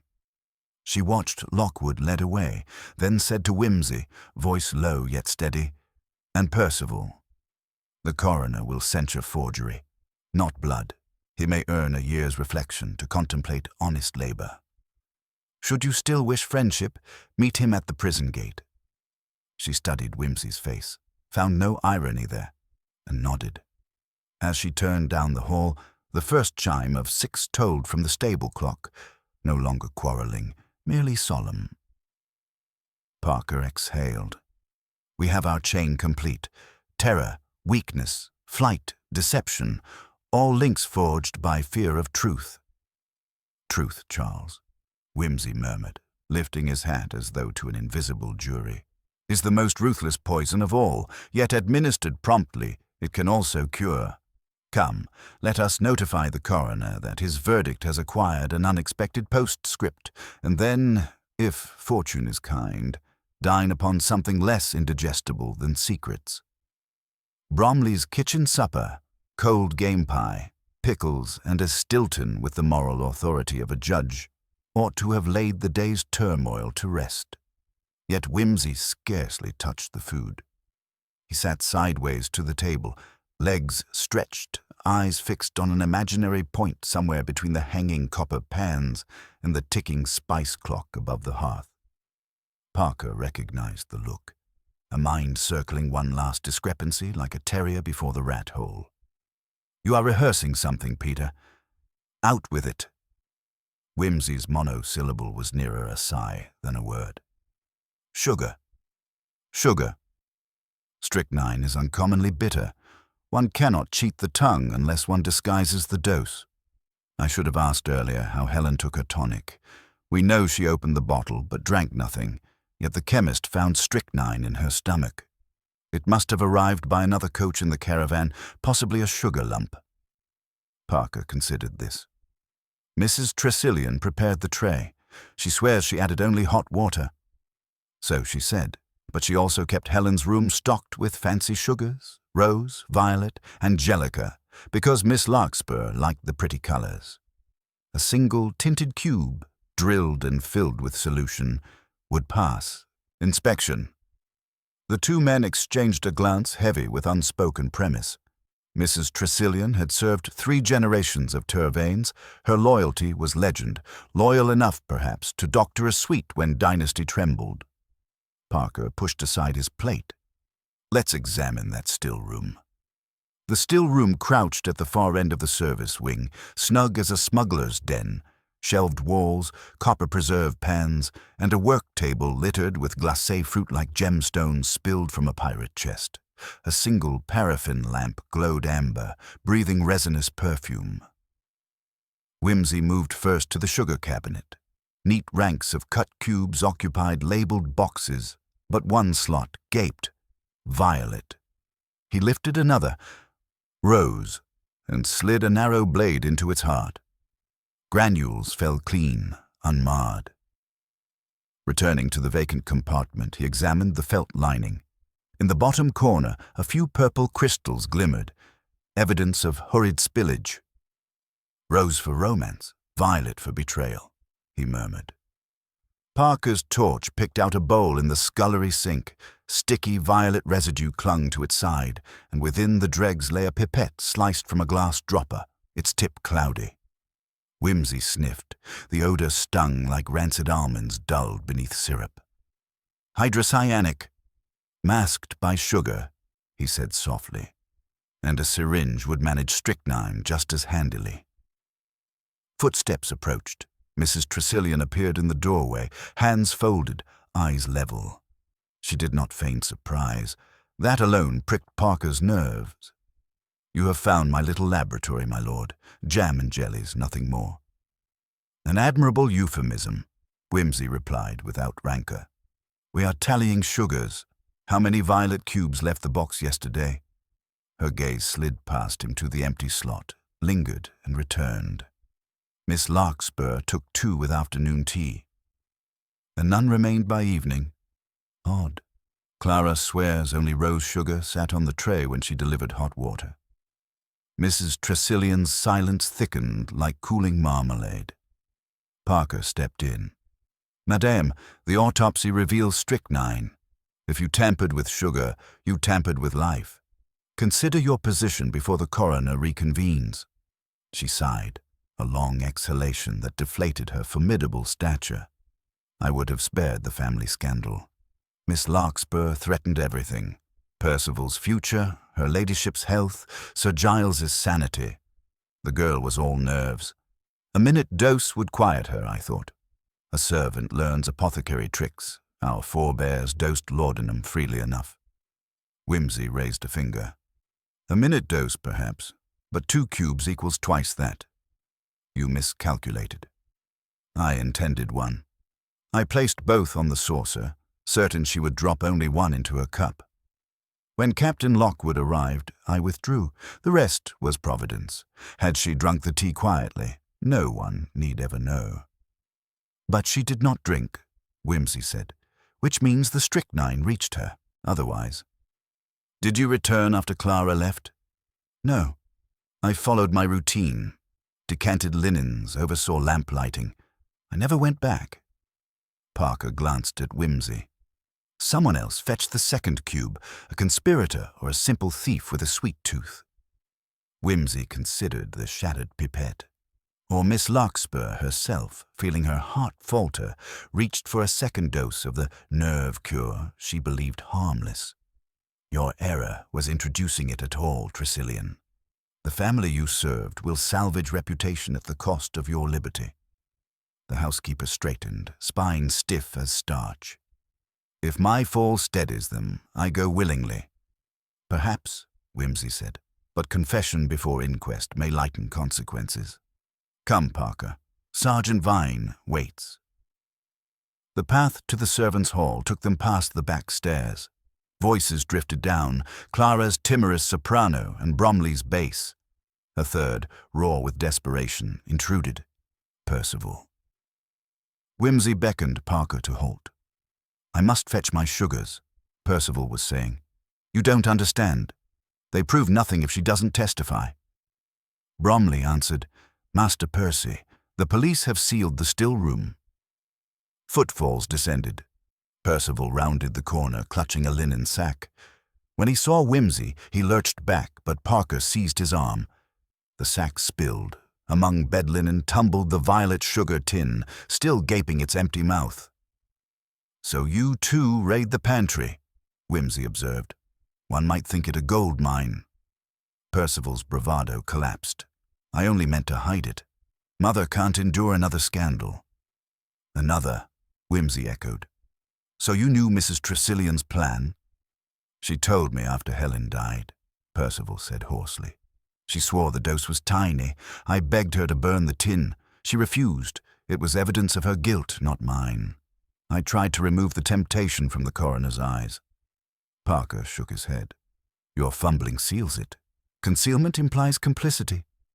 Whimsy laid a hand on the young man's shoulder, not unkindly. "I shall speak for you if penitence proves genuine. Meantime, the sugar returns to the evidence shelf." A clock chimed 9. Whimsy's face sharpened. "The coroner must hear all parties before luncheon. Tressilian confesses," Percival corroborates. "Only one witness remains unrepresented, the maid Clara, who carried the tray yet tasted nothing. Curiously abstemious for a girl who pinches candied peel whenever she thinks the cook distracted." Parker blinked. "You believe Clara may have sampled a sugar cube after the quarrel?" "It fits," Whimsy said. "She enters at 9:30, alone with the tray. She sees 2 sugared violets, pockets 1, habit stronger than prudence. Later, fear of discovery prompts her to discard wrapper and pipette, but residue betrays her." "If Clara consumed strychnine," Parker objected, "she would fall ill." "A subtherapeutic. Pinch merely sickens. Recall her queasiness at breakfast?" "She blamed nerves." "Let us find her before symptoms worsen or shame drives her to flight." They discovered Clara in the scullery, pale, retching into a bucket. Whimsy knelt, produced a silver flask. "Brandy and water. Sip slowly." Under questioning, her story spilled. She had indeed filched a violet sugar, sucked it while hurrying back to the pantry, and been assailed by violent cramps. Frightened, she hid the wrapper in the sink, rinsed the bowl, and later, when sickness passed, held her tongue for fear dismissal would follow. Parker sketched the circle complete. Thus, Mrs. Tressilian's first cube remained on the tray, later swallowed by Helen herself in panic, explaining the chemist's result. The second cube half-poisoned Clara. And the fatal collapse came when Lockwood's apparition sent Helen's already failing heart into arrhythmia. Whimsy finished. A death of many authors, malice, greed, fear, and chance each wrote a line. He turned to Clara, whose eyes brimmed. "Child, your petty theft proved almost your undoing, but it will also save you.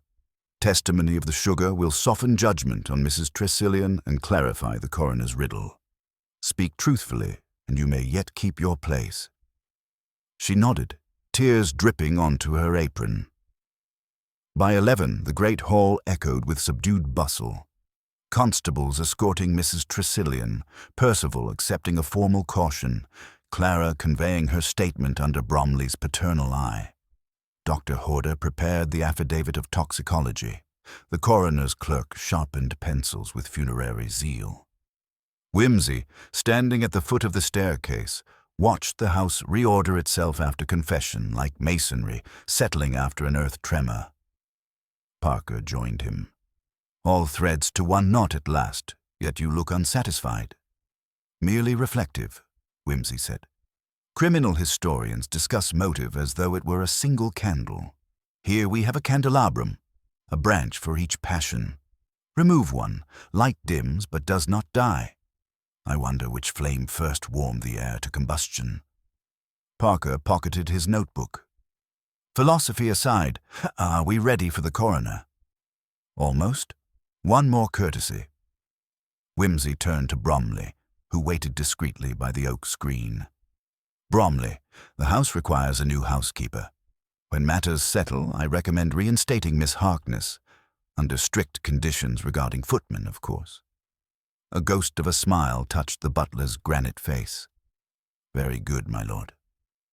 "And now," Whimsy said, brushing imaginary dust from his lapel, "let us escort truth into the open air. It has languished long enough in cupboards and sugar boxes."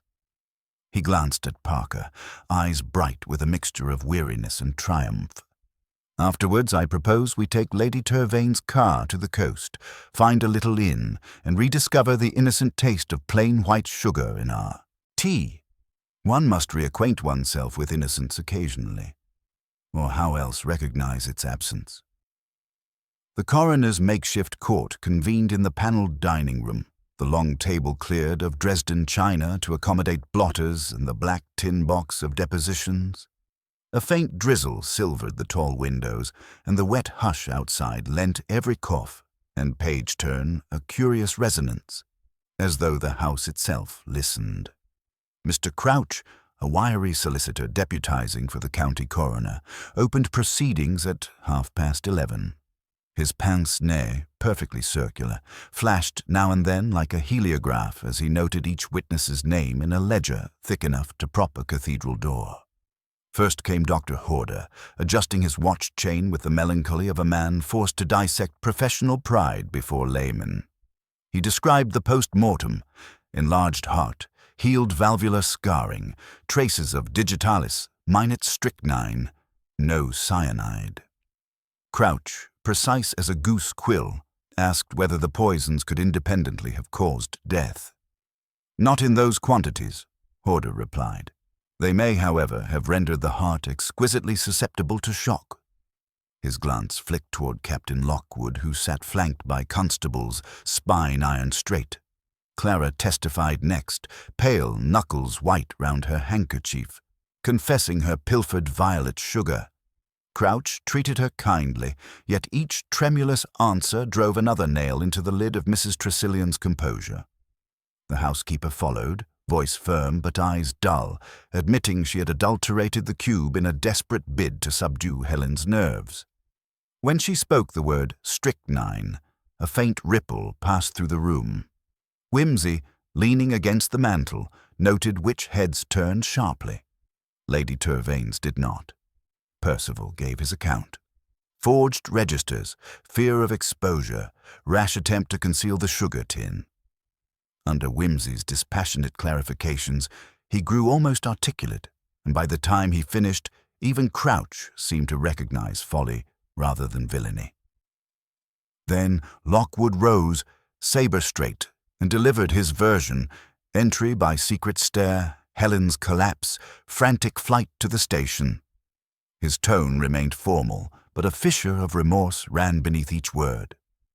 Whimsy, watching, wondered whether repentance could disarm the jury more effectively than eloquence. At 1 o'clock, Crouch closed his book and asked the room to stand while he considered. Silence thickened. Somewhere upstairs, a clock struck the quarter, and Whimsy felt, rather than heard, Parker inhale. The verdict, when it came, proved a compromise in legal Latin: heart failure precipitated by sudden terror, with contributing negligence by persons unknown. No charge of willful murder. Yet no one escaped censure. Mrs. Tressilian must face the assizes for administering poison, Lockwood for manslaughter in panic, Percival for forgery. Clara, bruised but free, received a caution. It was a verdict without finality, and Whimsy tasted its insufficiency like underbrewed tea. The dining room emptied into passages, thrumming with quiet speculation. Whimsy slipped away to the library, drawn by an itch behind the mind that would not quiet. Rain tapped the casement like impatient fingers. He stood before the cold hearth, where last night's embers whispered in their ash, and let his gaze rove across the clutter: ledgers piled for the coroner, a heap of estate maps, a scattering of half-burned scraps swept from the grate by an incautious housemaid. One scrap, caught against the fender, bore sealing wax of an unfamiliar crest, a stag currant, antlers daunting. He knelt, brushed ash away, and read a surviving line: "Unacceptable to trustees should Sir Giles." The fragment ended in charring, but the implication prickled. Sir Giles, away fishing, ostensibly safe from scandal, featured yet in this tangle. Whimsy sifted further, piecing half-letters: "Re upon Helen L." and "Return post-haste to settle the matter." He straightened, frowning. Helen must have written to Sir Giles. He, in turn, had replied. Reply now charred in the grate. Who burned it? Lockwood in his frantic search, or Percival, wary of his father's arrival? Whimsy crossed to the escritoire. A blotter lay open, last sheet removed, but the mirror imprint of a signature faintly ghosted the page above. He held it to the light. Giles Turvane. Footsteps thudded down the front staircase. Bromley's voice, grave and astonished, announced, "Sir Giles Turvane, my lord." Rain-damp and travel-weary, the baronet strode in, tweed-sodden, sea-trout basket thumping his thigh. His weather-beaten face bore a curious mingling of impatience and calculation, as though summoned to a play, uncertain whether he'd been cast hero or villain. Whimsy advanced, hand outstretched, noting Lady Turvane hovering beyond the doorway, her expression a mask cracked by dread. "My dear Sir Giles, you hurry back to a hearth unusually crowded," Whimsy said lightly. "I travel where my affairs demand." The baronet's glance swept the disordered library. "Parker wired me. Vague talk of inquest, forgery. I require clarity." "And perhaps," Whimsy murmured, "a moment's seclusion." He motioned to Parker, who closed the door against the household's curious hum. Sir Giles accepted a tumbler of whiskey, tossed it down, and planted feet as though bracing against Atlantic surf. Whimsy, without preamble, produced the scorched fragment. "Part of your last letter to Miss Larkspur." The baronet's jaw tightened. I requested her to postpone disclosures until I returned. No man enjoys learning his heir may be illegitimate. I did not author murder to silence her, if that is your insinuation. Not murder, perhaps, yet your injunction, by delay, fostered desperation. Your household brewed schemes ranging from sugared strychnine to forged registers. Why write to Helen at all rather than address the forgery with the solicitor? He hesitated, and in that half-second, Whimsy saw pride warring with weary affection. Because, Sir Giles said at last, I knew the registers were forged. I sanctioned it 20 years ago. Aubrey's indiscretion threatened my marriage. I chose guardianship over scandal. Helen discovered the truth last month and appealed to my conscience. His eyes hardened. Conscience is a treacherous counselor. Parker shifted. So you hastened home to manage the crisis. Yet Helen lay dead, Percival unmasked, the trust in tatters. Sir Giles nodded once. Therefore, new measures must be adopted. I shall acknowledge Percival. Illegitimacy with frankness may salvage honor where subterfuge loses it. As for the estate, I possess funds from my industrial shares. They will clear immediate debts. Whimsy studied him. You would trade reputation for candor now that concealment failed. Commendable. But the law's wheels grind. Your confession must join the others. More pressing still, the candelabrum of motives, as I called it, lacks one flame. Profit, digitalis, strychnine, cyanide, forgery, they all dance about money. Yet you, Sir Giles, held the purse. Did anyone else know of your industrial nest egg? Only my London banker. Then each conspirator fought shadows. Helen blackmailed, Percival forged, Lady Turvane fretted. Yet the funds existed. One wonders if knowledge of that wealth would have stayed a trembling hand before it doctored sugar. Whimsy sighed. Regrettably, we must inform the coroner at once. With your admission, the causal chain shifts. Helen's threat imperiled nothing real. Mrs. Tressilian's act becomes even less explicable. Sir Giles pinched the bridge of his nose. The woman worships my wife. Fear blinded her. Parker opened the door. Lady Turvane entered, eyes fixed on her husband. She listened as Whimsy summarized. The sugar, the forged registers, the inquest verdict pending revision, Sir Giles' wealth. Her shoulders sagged. All this pain for ghosts of pounds, she said. Helen dead, our son shamed, Hugh in jail, because we never trusted the truth. Whimsy's gaze softened. Truth, madam, often arrives by the servants' staircase when the front hall is barred. Now let us fetch the coroner before he departs for Dorchester. Revised evidence may prevent innocent intentions being misconstrued as fatal. As Parker hurried off, Whimsy guided the couple to chairs. Rain eased. A pale shaft of afternoon light slipped across the carpet like tentative reconciliation. Bromley entered with a telegram, addressed to Lord Peter, bearing the Selbury postmark. Whimsy tore it open, eyes narrowing. Harkness arrested, found ticket for Stranraer tonight. Says promised $200 to vanish stop sender, unknown stop. Sir Giles gave a short, incredulous laugh. £200. That sum equals the half-yearly interest on a certain dormant trust. Lady Turvane stared. Not I, nor Hugh, nor Percy. Whimsy folded the telegram. Then someone outside the family valued disappearance over testimony. We thought the candelabrum fully alight. Perhaps one sconce remains unlit.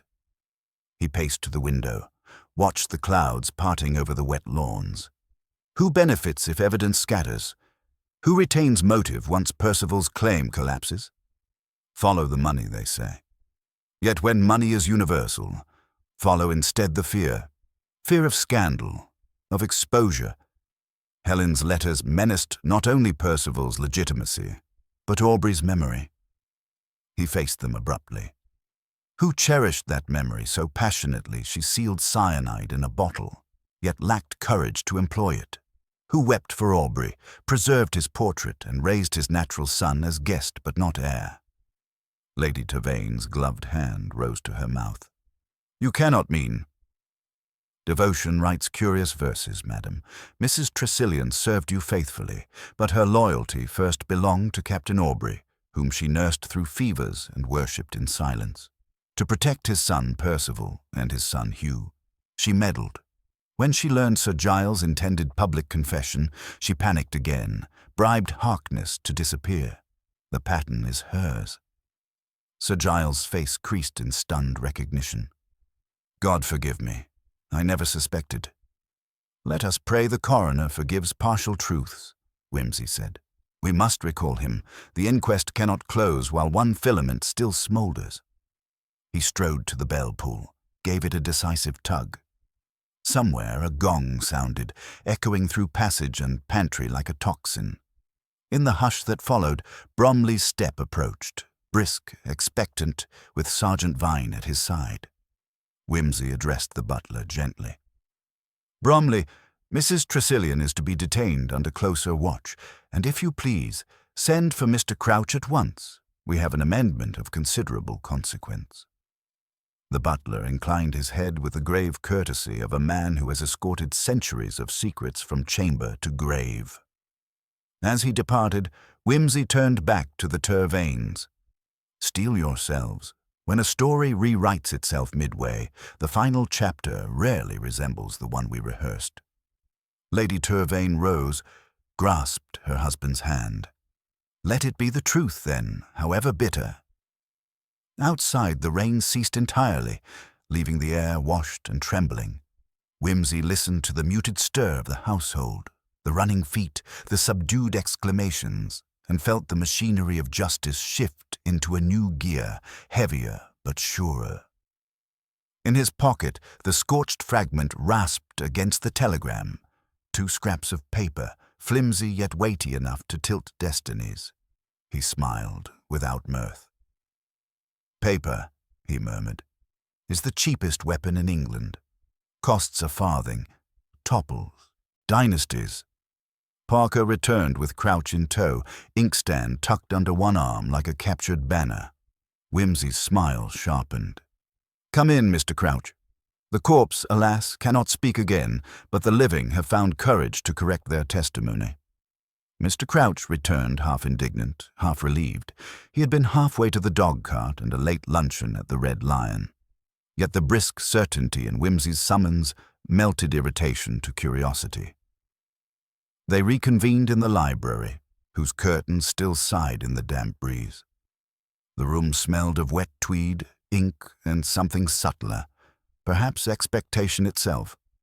Mrs. Tressilian was led in by Sergeant Vine, her keys surrendered, her face composed with that peculiar dignity servants sometimes wear when the hierarchy reverses. Behind her shuffled the young parlour-maid, Daisy Harkness's replacement, eyes wide as saucers. Bromley hovered, a solemn caryatid by the door. Lady Turvane sat rigid beside her husband. Parker uncapped his pen with forensic calm. Whimsy waited until the last chair scraped into place, then produced the telegram and laid it before the housekeeper. Mrs. Tressilian, this wire informs us, Miss Harkness was bribed with £200. Money traced to a London bank, where an account in your maiden name, Agatha Tressel, was opened last week. Do you deny it? She did not flinch. I deny nothing my lord chooses to prove.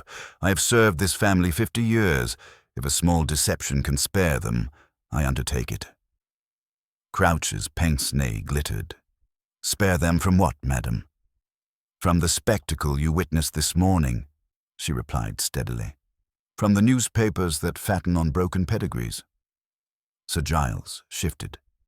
Agatha, you should have told me. Would it have changed matters, sir? You were away. My lady was fainting. Master Percy was frantic. Her calm faltered. Miss Larkspur threatened to publish the truth in every county sheet. I meant to dull her nerves, nothing more. She was forever dosing with stimulants. My addition seemed but another. Crouch coughed, preparing his parchment. Whimsy lifted a hand. One question first. Did you doctor the sugar at anyone's request? No, my lord. Entirely my notion. Lady Turvane closed her eyes. Something like relief trembled through her. But Whimsy's gaze lingered on Mrs. Tressilian's gloves. Cheap black cotton, faintly shiny at the fingers. "Perhaps," he said, almost gently, "but that does not account for the second vial in your still room, the hydrocyanic acid, a far swifter agent than strychnine." She hesitated. "That bottle belonged to the gardener. Pest control." Bromley cleared his throat. "With respect, madam, the gardener stores such things in the potting shed, not the pantry." Her composure cracked. She passed a tongue over dry lips. "Very well. After Helen died, I feared Mr. Percival's arrest would ruin the house. I thought, should he be forced to stand trial, it might be kinder." Crouch raised a horrified hand. "You contemplated further violence." She stared at him with bleak sincerity. "I contemplated mercy." The room absorbed that word like blotting paper drinks ink. Crouch's pen scratched across the page. Whimsy waited until the rustle subsided. "We shall leave intent to the jury. Facts first. Your confession explains the sugar and the bribe, but not the charred letter, nor the seal of the stag. That leads elsewhere. Sir Giles, earlier you said only a banker knew of your spare fortune. Yet this crest belongs to Bartons and Sowerby, solicitors to the Turvane settlement. Why should they write to Miss Larkspur?" Sir Giles's features stiffened. Lady Turvane's head turned sharply toward him. He produced a short laugh, brittle as crushed ice. "Very well. If secrets must bleed, let them hemorrhage freely. When Helen threatened disclosure, I sent word to Bartons to draft a codicil. If Percival stood illegitimate, the trust would devolve to the next eligible Turvane, my cousin's sister's boy in Canada. Healthy, Protestant, unknown to scandal. I intended to avoid auctioning the estate to cover false succession." Whimsy plucked the letter scrap from the table, turning it between finger and thumb. "Yet Helen never saw your reply. Someone burned it here, lest she realize exposure would forfeit nothing. We find again the hand that feared truth. Mrs. Tressilian, perhaps." But her surprise seemed genuine. "I never touched my master's letters," Parker interjected, voice cool. "Percival?" The young man flushed. "I was never in this room without Bromley." All eyes shifted to the butler. Bromley's pallor did not change, but his hands folded more tightly. "I did burn the letter, my lord. It lay open on the escritoire after the tragedy. Sir Giles away, Miss Larkspur dead, the house reeling. I feared lawyers descending like carrion. I thought, if the codicil vanished, perhaps negotiations might be delayed." Sir Giles inhaled sharply. "Bromley, you overstepped. My duty is to preserve the household, sir." The words were simple, final. Crouch massaged his temples. It appears the servants have assumed sovereignty in this hall. He closed his notebook with an audible snap. "New depositions must be sworn. Mrs. Tressilian, Mr. Bromley, please accompany Sergeant Vine to the study." They obeyed with the obedience of those long practiced in protocol. Their exit left a vacuum in the air, into which Lady Turvane's voice fell, low but resonant. "Peter, can the law stretch to comprehend motives so tangled?" "Law may stretch," Whimsy answered, "but seldom without creaking. Tressilian faces poisoning, Bromley obstruction, Lockwood manslaughter, Percival forgery, a sad quadruple alliance. Yet your family remains alive, free to mend what pride will allow." He turned to Crouch. "I suggest adjourning the inquest 48 hours. Fresh evidence deserves deliberation, and the village will relish 2 more days of suspense." Crouch conceded. A man resigned to narrative bloat. He gathered his papers, muttering that chancery cases were simpler. Sir Giles rose heavily. "Lord Peter, you have stripped us to the bone. What remains?" "Possibility," Whimsy said. "Percival can renounce claims and start anew. Hugh may seek commission abroad. Your wife may rest. And you, if you truly hold capital, can endow the estate without false title." The baronet managed a wry smile. Painful medicine, but perhaps curative. Crouch departed under umbrella escort. Sergeant Vine followed with his penitents. The house exhaled. Doors closing, footsteps retreating, thunder rolling distant beyond the downs. For the first time in 3 days, a hush not born of fear descended. Parker leaned against a bookcase, gaze roving the shelves. Will the Crown prosecute all 4? Probably, Whimsy said, but judges, like surgeons, distinguish intent. Tressilian's dose was mild, Bromley's burning delayed, not destroyed truth. Percival's forgery sprang from youthful panic. Lockwood's fright killed by accident. The law will ration leniency in degrees. Lady Trevane stood, smoothing her cuffs with habitual precision. And Helen? Will sleep undisturbed, Whimsy replied gently. Her testament, those letters, has achieved more honesty in this family than a century of polite silence. She inclined her head, almost a curtsy, and left the room with the quiet of a door closing on an era. Sir Giles followed. Parker straightened, stretched cramped shoulders. You look exhausted, Peter. Merely winded. Whimsy crossed to the window, watching clouds disperse over a wash of tentative blue. The storm has broken, the house will endure, but note how nearly a tangle of half-truths contrived murder. He tapped the glass. A lesson, Charles. When everyone tells half the truth to spare everyone else, the resulting sum is not conciliation, but chaos. Parker pocketed his notebook at last. And what of Rosamond? She telephoned while you escorted Crouch. She intends to visit Helen's grave, then motor back to town with Percival in attendance. A friendship restored is better than a marriage damned by deceit. A faint smile ghosted Parker's mouth. This case will write itself into legend. The Violet Sugar Affair. Whimsy chuckled. It will require a subtitle, in which everyone nearly killed for the wrong reason. He glanced at the mantel clock, 3:30. Tea time, and I crave something scandalously innocuous. A scone, perhaps, unadulterated. Will you join me? Gladly. But promise me no more lecture on typology of poisons. I promise nothing so dull. His eyes glittered. Instead, I shall describe how the acoustics of secret passages may be improved by hanging Turkish carpets at strategic bends. They left the library together, their footsteps fading up the corridor. In the stillness behind them, the afternoon sun slid across gilt picture frames until it settled upon the portrait of Captain Aubrey Tervain. For the first time in many years, the painted eyes looked not reproachful, but oddly at peace, as though the house's multitude of whispers had finally resolved into a single, comprehensible silence. The quiet that settled over Tervain Manor that afternoon was not the peace of resolution, but the tense silence before another storm.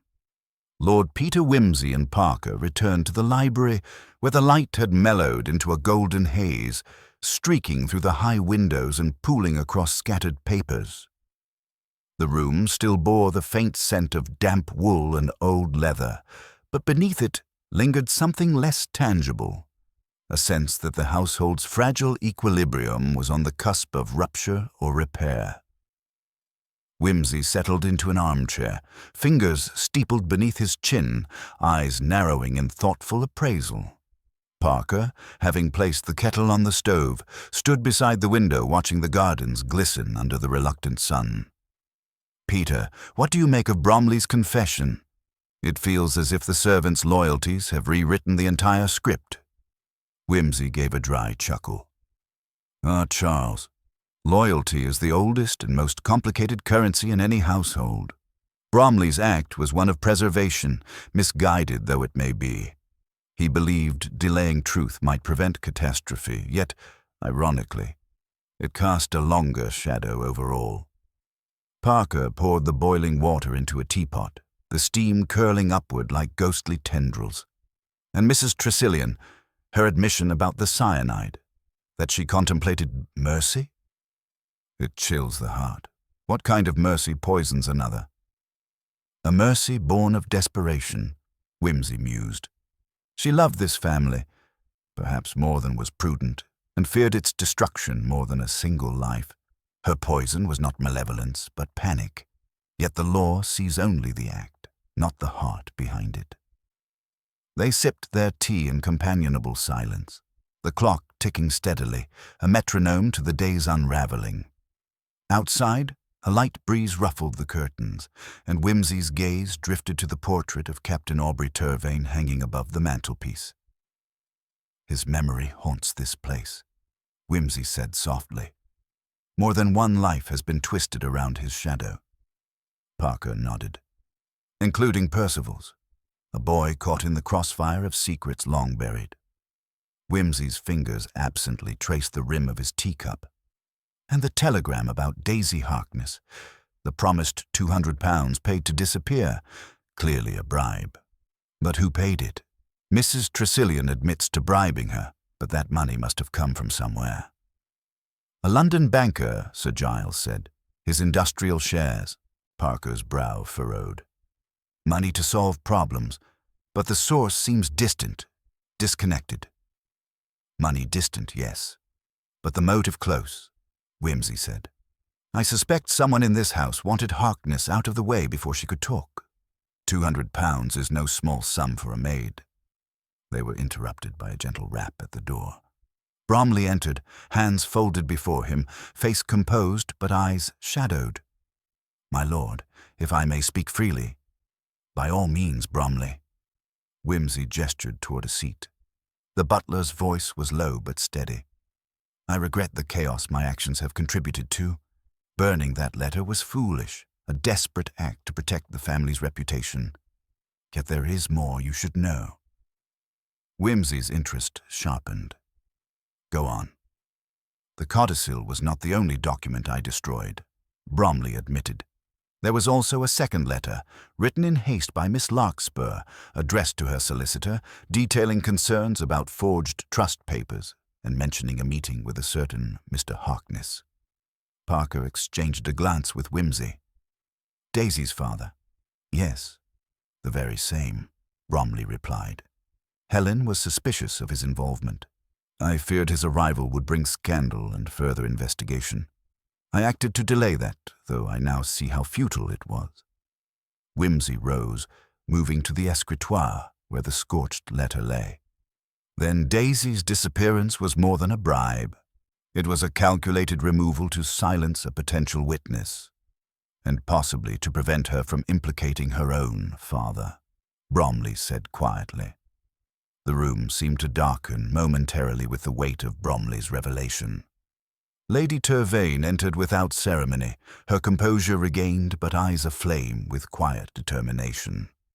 If there is to be justice, it must extend beyond our servants and heirs. I want the truth of Harkness Senior's involvement laid bare. Sir Giles followed her, face tight but resigned. Agreed. If the past has any hope of release, every thread must be pulled free. Whimsy nodded. Then our next course is clear. We must locate Mr. Harkness and bring him here. If he is indeed entwined in this web, his testimony could unravel or reinforce what we have. Parker moved to fetch the telephone, but Whimsy held up a hand. No calls yet. He will be at the Stranraer dock tonight, attempting to flee as the telegram suggested. We must act swiftly if we are to intercept him before he vanishes beyond reach. A flurry of preparation followed. Sergeant Vine was summoned to coordinate with local constabulary. Bromley and Parker gathered pertinent documents. Lady Turvane issued instructions to prepare a secure room for questioning. The household stirred with an urgency tinged by dread, the machinery of justice grinding inexorably forward. By dusk, Whimsy and Parker stood in the dimly lit hall, watching as Sergeant Vine and two officers set off with a swift purpose toward the railway station. The rain had ceased entirely, leaving the night air crisp and cold, the sky a deep indigo pierced by the first stars. "Do you believe Harkness will talk?" Parker asked, voice low. Whimsy folded his coat collar. "If cornered, most men do. What remains to be seen is whether his confession will complicate the narrative or cut through it like a knife. Complicate seems the default at Turvane Manor, Parker muttered. Indeed. Whimsy's smile was wry but tired. But complications are the lifeblood of detection.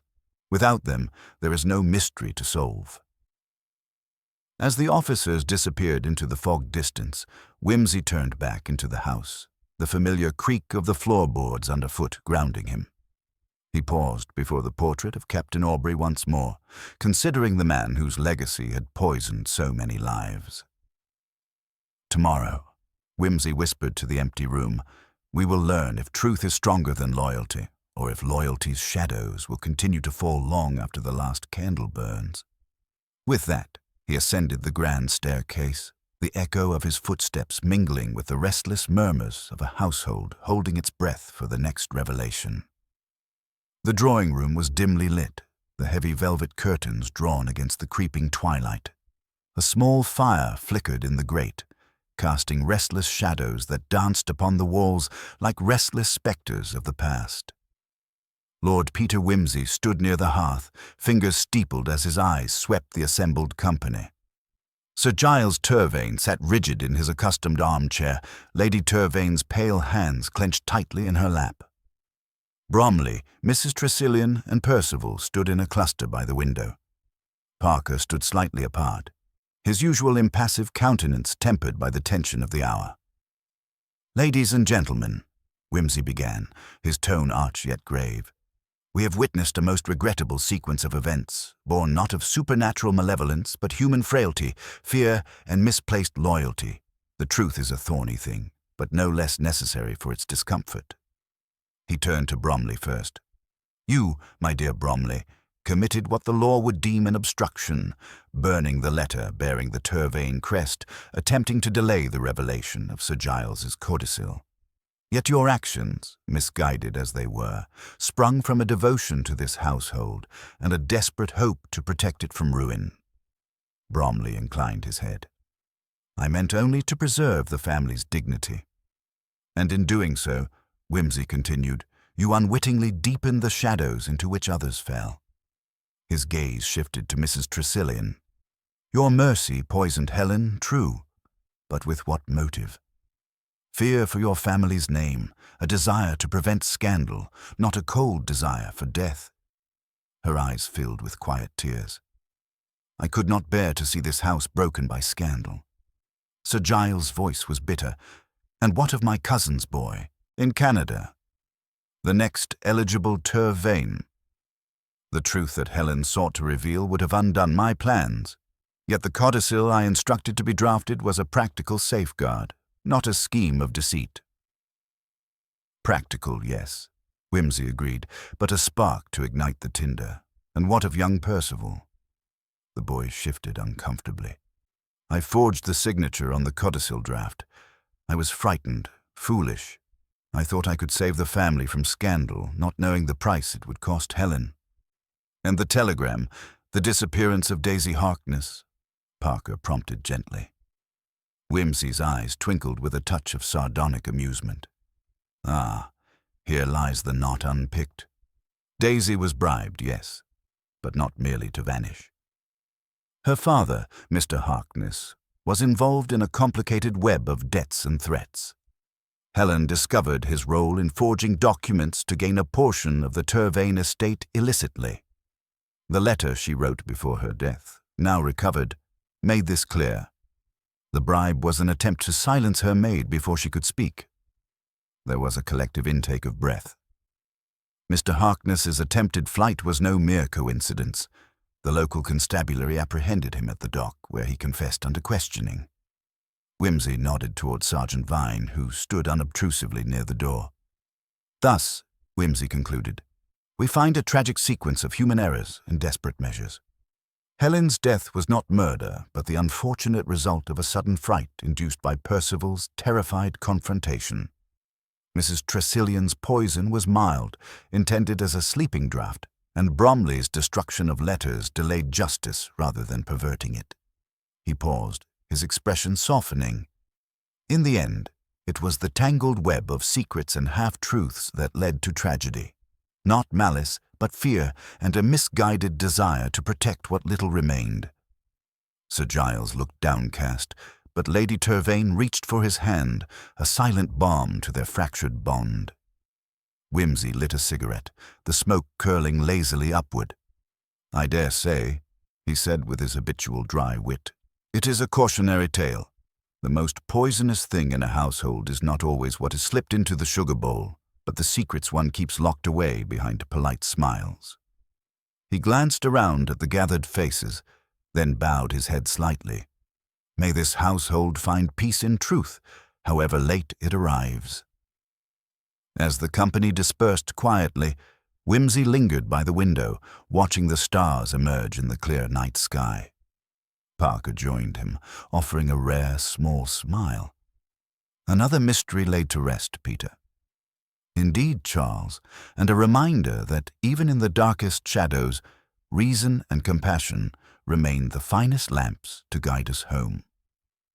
They turned together, footsteps soft on the polished floor, leaving behind a house no longer haunted by silence, but beginning its slow, tentative journey toward healing.